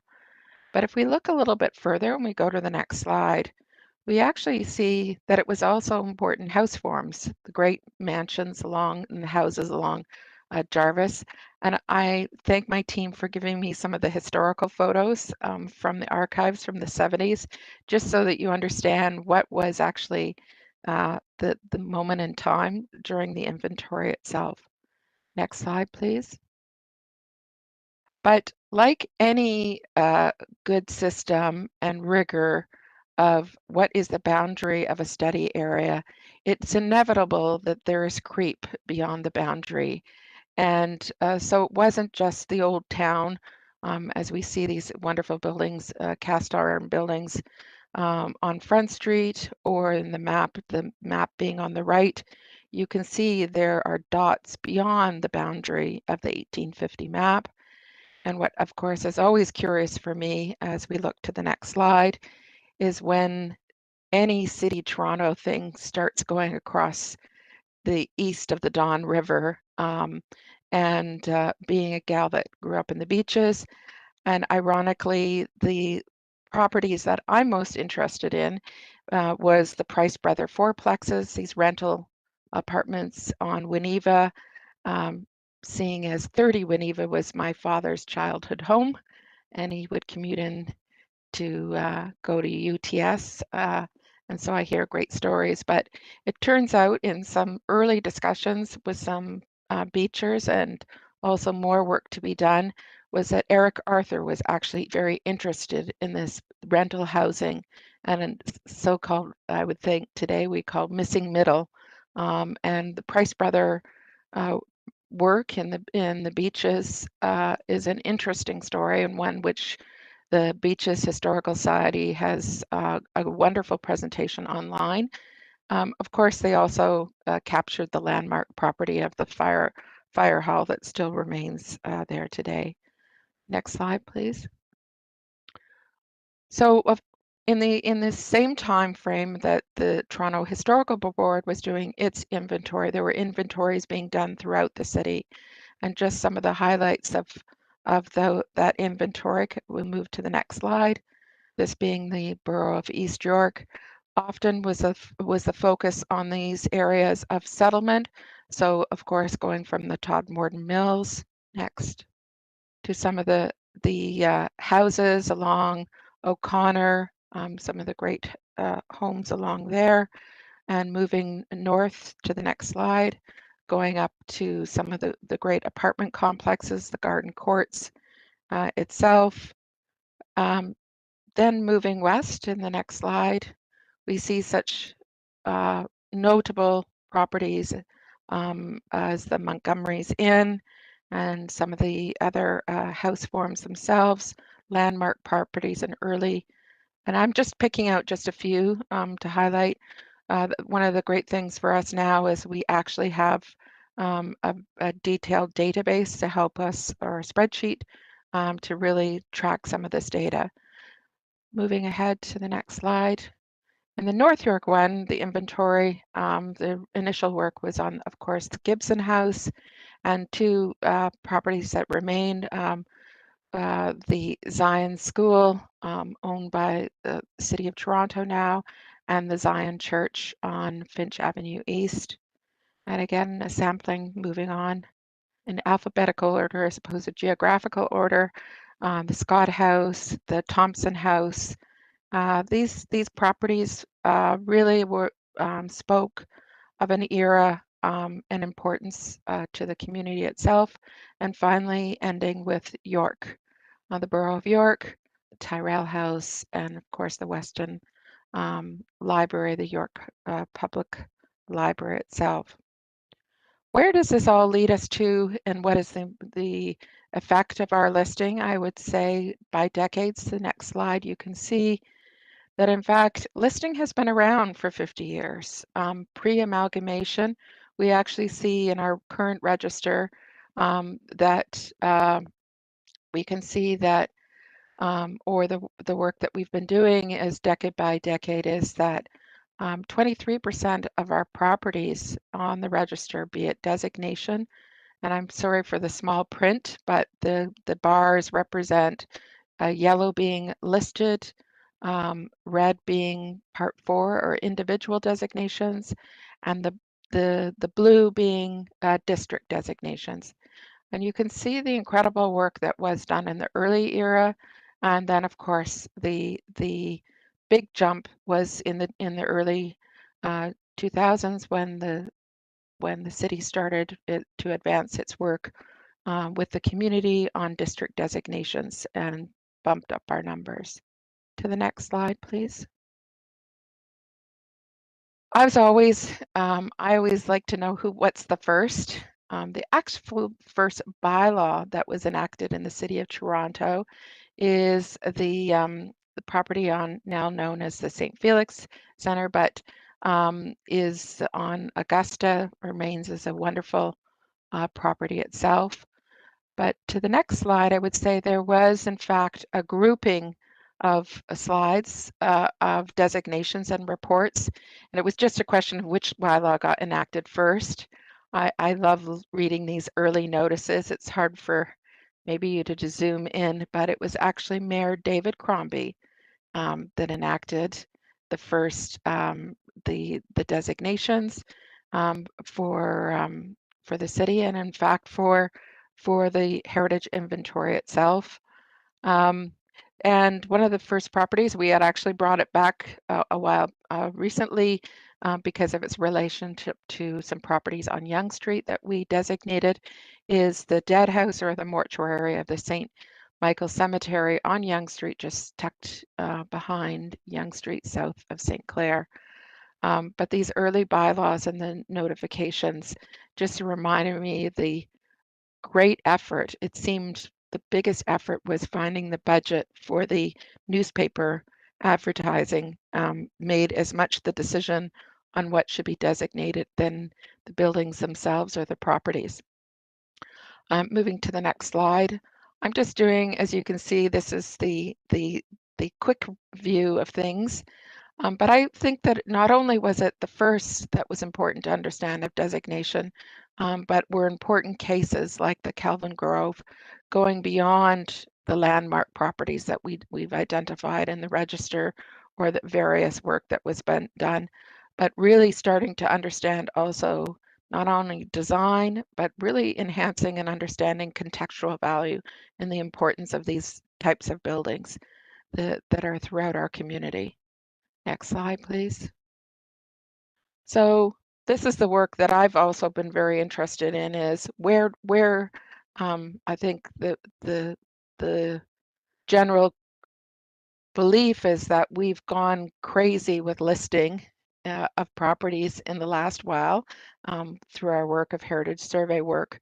But in fact, it's interesting. I think we started as a municipality or municipalities our inventory work and seeing we were not that far off in the work that we did. I would say it, if anything, it represents where we paused in the work of inventory work, in part because we shifted to doing heritage district work and designation of districts that really brought us to the fold of understanding it.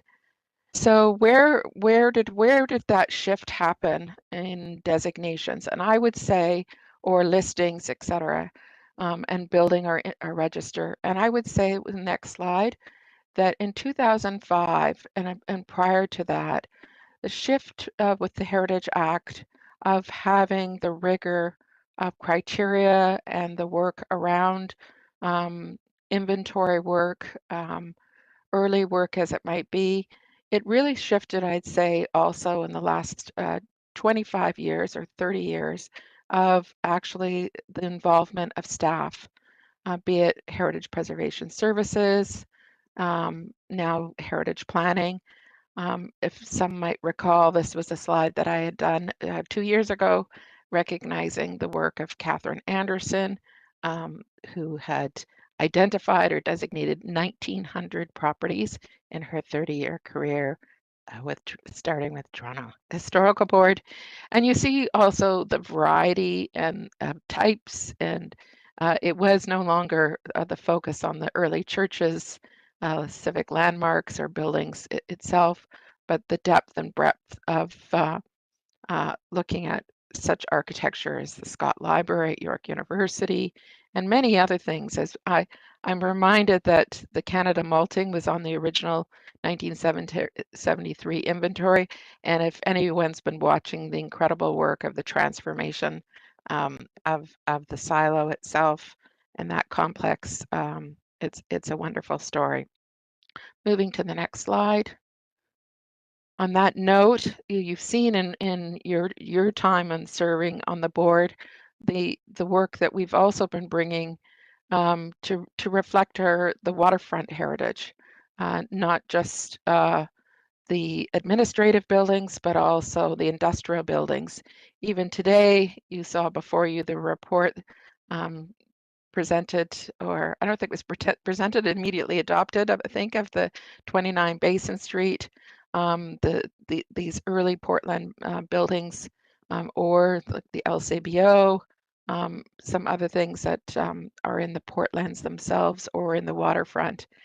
And I would be remiss not to identify Ontario Place, and it's not just the waterfront of our industry and our shipping and railway, but also the connection of our work that we've done with Ontario Place and Exhibition Place itself. Moving to the next slide. So 50 years later, from the former City of Toronto's 1973 Heritage Inventory, how well did they do with their 490 properties? These are the ones that remain of that. Through the work of our own research, of the 490, 25 have been demolished. Otherwise, they're extant, remaining listed or designated or part of a district. But there have been some notable losses. So I would say the rate was pretty good that was done 50 years ago with the board. And next slide. But there were some notable losses from the inventory. Certainly the provincial asylum was one that was of great note for many people. Next slide. I would say the Walnut Hall, the 1850 terrace buildings. One would say that I think this is a case that demonstrated demolition by neglect, vacancy, etc., that ultimately the building collapsed. Incredible, one of those stories that we hope never to have repeated. And of course, there's the others that happened. The next slide. which is a case I think many of here might remember, of the fire in 95 of the St. Paul's Methodists on Avenue Road, just south of Davenport. But I don't want to end on losses. I think you'll hear more about the retentions, etc. But this past month, one of the buildings that was listed in the work through our colleagues in Scarborough, etc., is being celebrated. And my second to last slide, if I move along, Emma, is 50 years later, celebrating the Scarborough Civic Center opening. Also at the same time as the register itself was being launched. And there's an online exhibit, and apparently there's great activities this summer. Nothing like going out and seeing what happened and reminding ourselves from 50 years ago. And my final slide is just, again, going back to that original map, or the map saying what is our register. And I wanted to present the register of all properties, those being listed, part 4 and part 5. But next time around, there will be a presentation on the 4,000 properties that are remain listed, and what we'll be doing next. But on that note, happy 50th anniversary to everyone who's contributed. Thank you. Thank you for an absolutely super presentation, Tamara. That was just wonderful. Oh, thank you. And I remember those newspaper article placements, the notices. I'd completely forgotten about that, but that was always an issue when I was on the board in 2005. And do you still do that? Do you still post No, it's all in print? No, it's all a public notice now. Clerks got ahead of all that and figured it out. Right. So when you get right. Yeah, because I was thinking what replaced it, of course.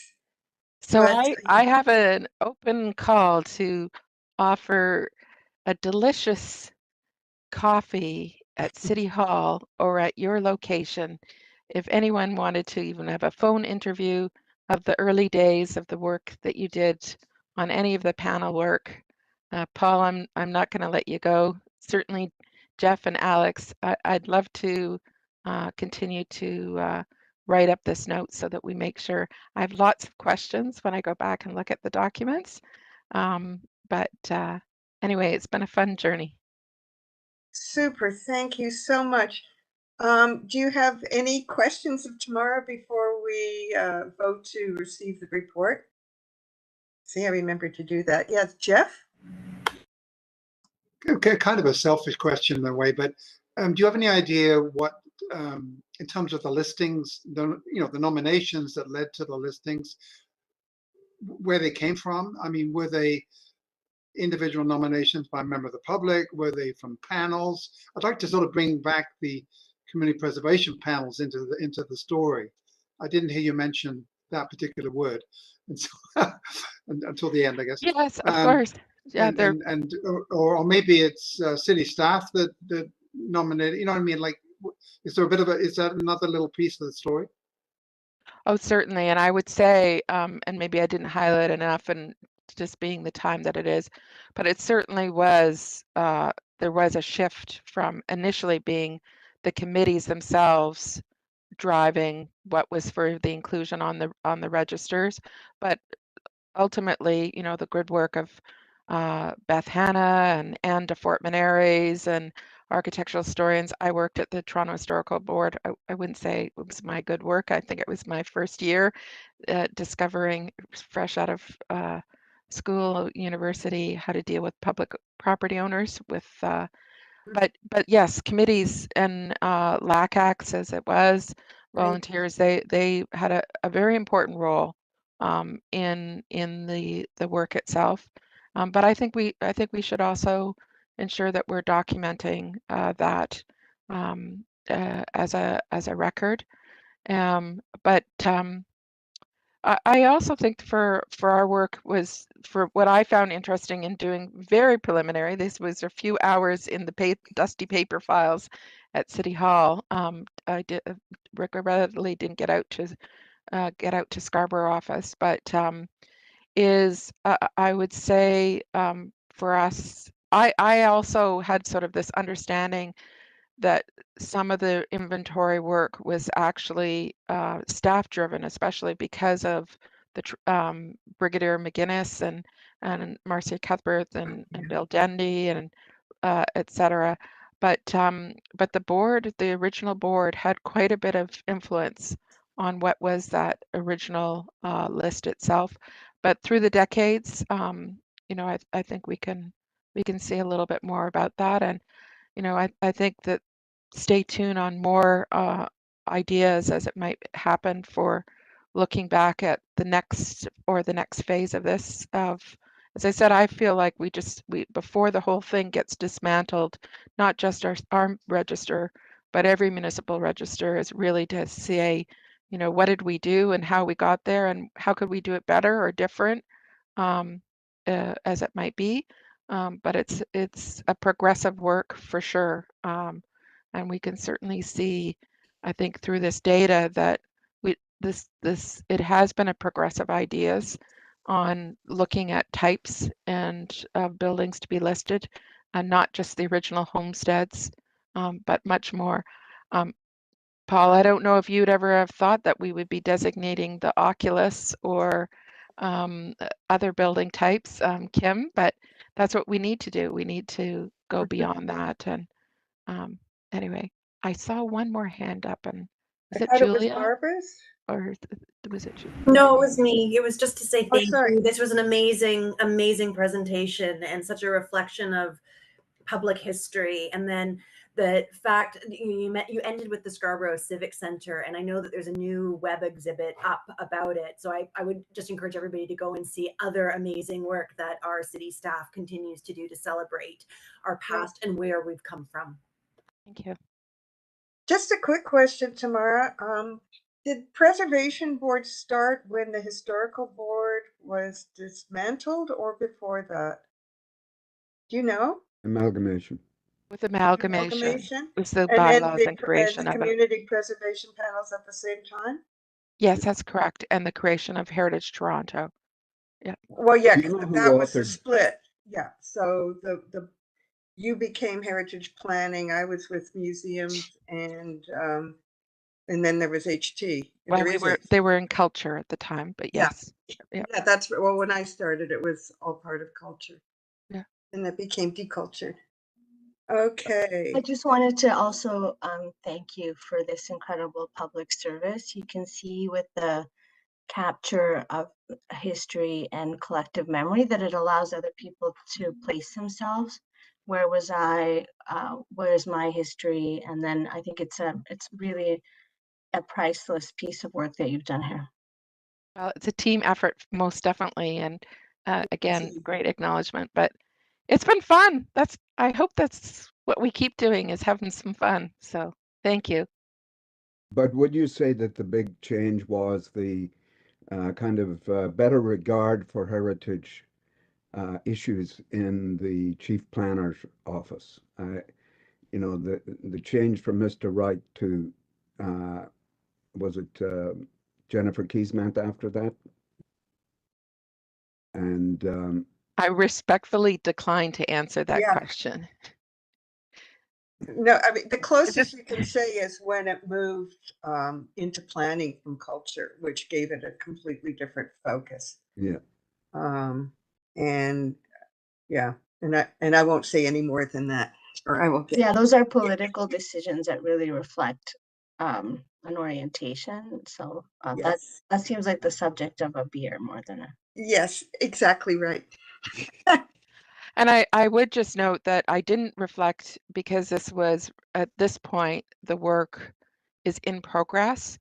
But I would say that certainly with the Truth and Reconciliation and the Reconciliation Action Plan, my team has done an extraordinary amount of work in the last 2 years on Indigenous engagement, and now with all our heritage conservation districts, we have a strategy for Indigenous engagement, not only for rights holders, but also our urban Indigenous community. And you will see more of that, maybe not ultimately being manifested on immediately on the register, but that's the next era that we will most definitely be talking to you about. Super. Thank you. Okay, so we have one more item. So before we get to that item, we have to vote. I remembered, Matthew. We have to vote to receive the report. So I'll make a motion to receive the report. All in favor? Thank you very much. Okay, so our last piece of business is the election of a new vice chair based on Paul's resignation as vice chair. And Paul, you've also stepped down from the panel, correct?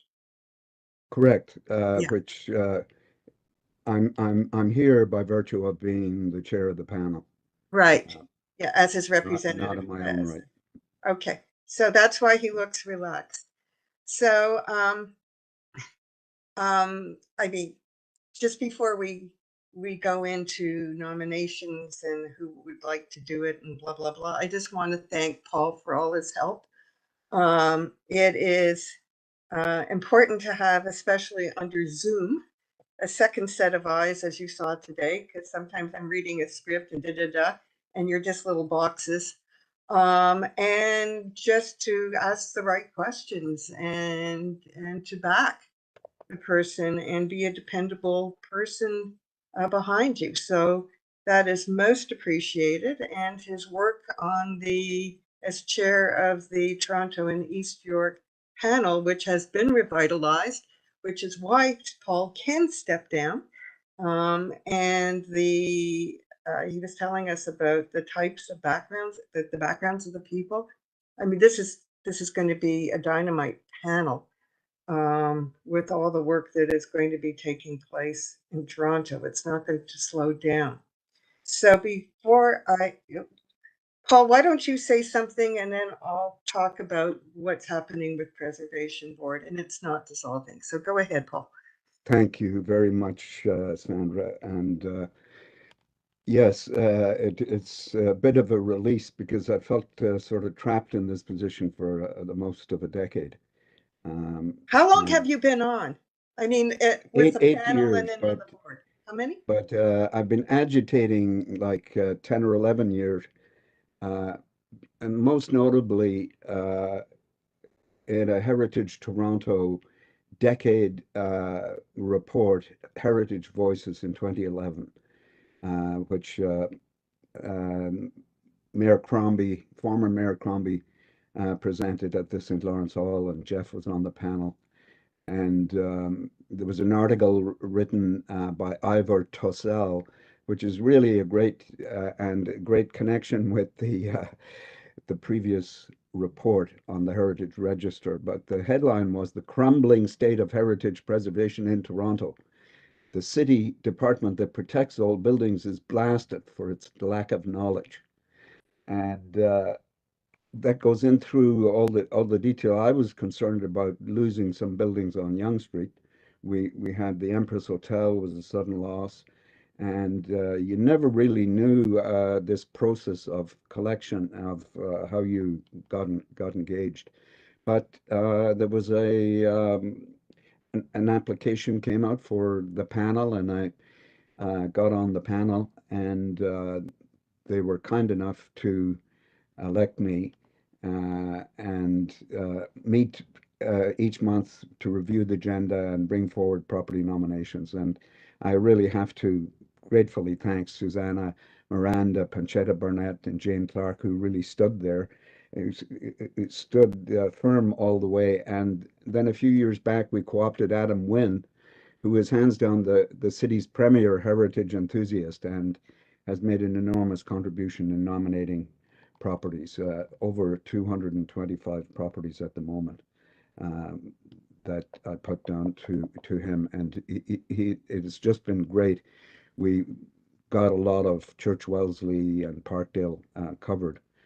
So I really do thank the panel chair as the community wing, and we represent 60 folks who are on our respective committees, who are really engaged every month in looking in their neighborhoods, just eyes on the street, being observant, tracking assemblies, land assemblies, and just basically being an early warning system. And then comes back to the committee here, and I've so enjoyed working with you all here, the historians, in heritage planning and architecture, and your absolutely diligent each month review of the staff reports. It's just a joy. It's a great committee to be on, and a real privilege to serve as vice chair, and really gratitude to Sandra as chair, who's involved me, and it's and really all the staff, the unfailing courtesy of the clerks and everybody involved. What was in 2011, it is not the same Heritage Preservation Services. It's absolutely renewed, as you can see, with some, great people, and I can't mention everybody, but every month the reports come through, and they are just a real uh, a real intellectual property of the city. The detailed reports are just really fantastic, and they they should be put into some AI property so that you could kind of go through it. But they really tell the history, and the writing is just great. Uh, like in the Parkin one that we approved.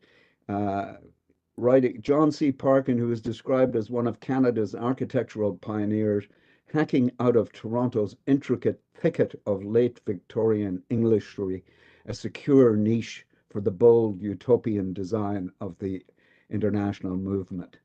Now, what city committee can you get lines like that? Especially when you're told you're not supposed to put more than 6 words in a sentence, which is what I was always told. I really do appreciate that, and we'll continue to look at those reports, but it really does need to be consolidated and in a searchable way that we could take all that listing data that we've talked about, because it's a wonderful, detailed, granular of neighborhoods.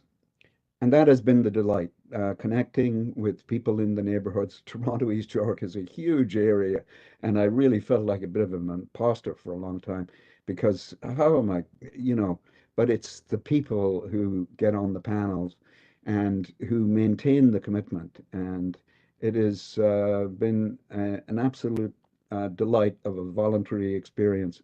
And I'm really grateful to everybody, Mary, Tamara, for making it so pleasant. So I look forward to following your work in the future. Thank you very much. Thank you. Okay, so now comes the next step.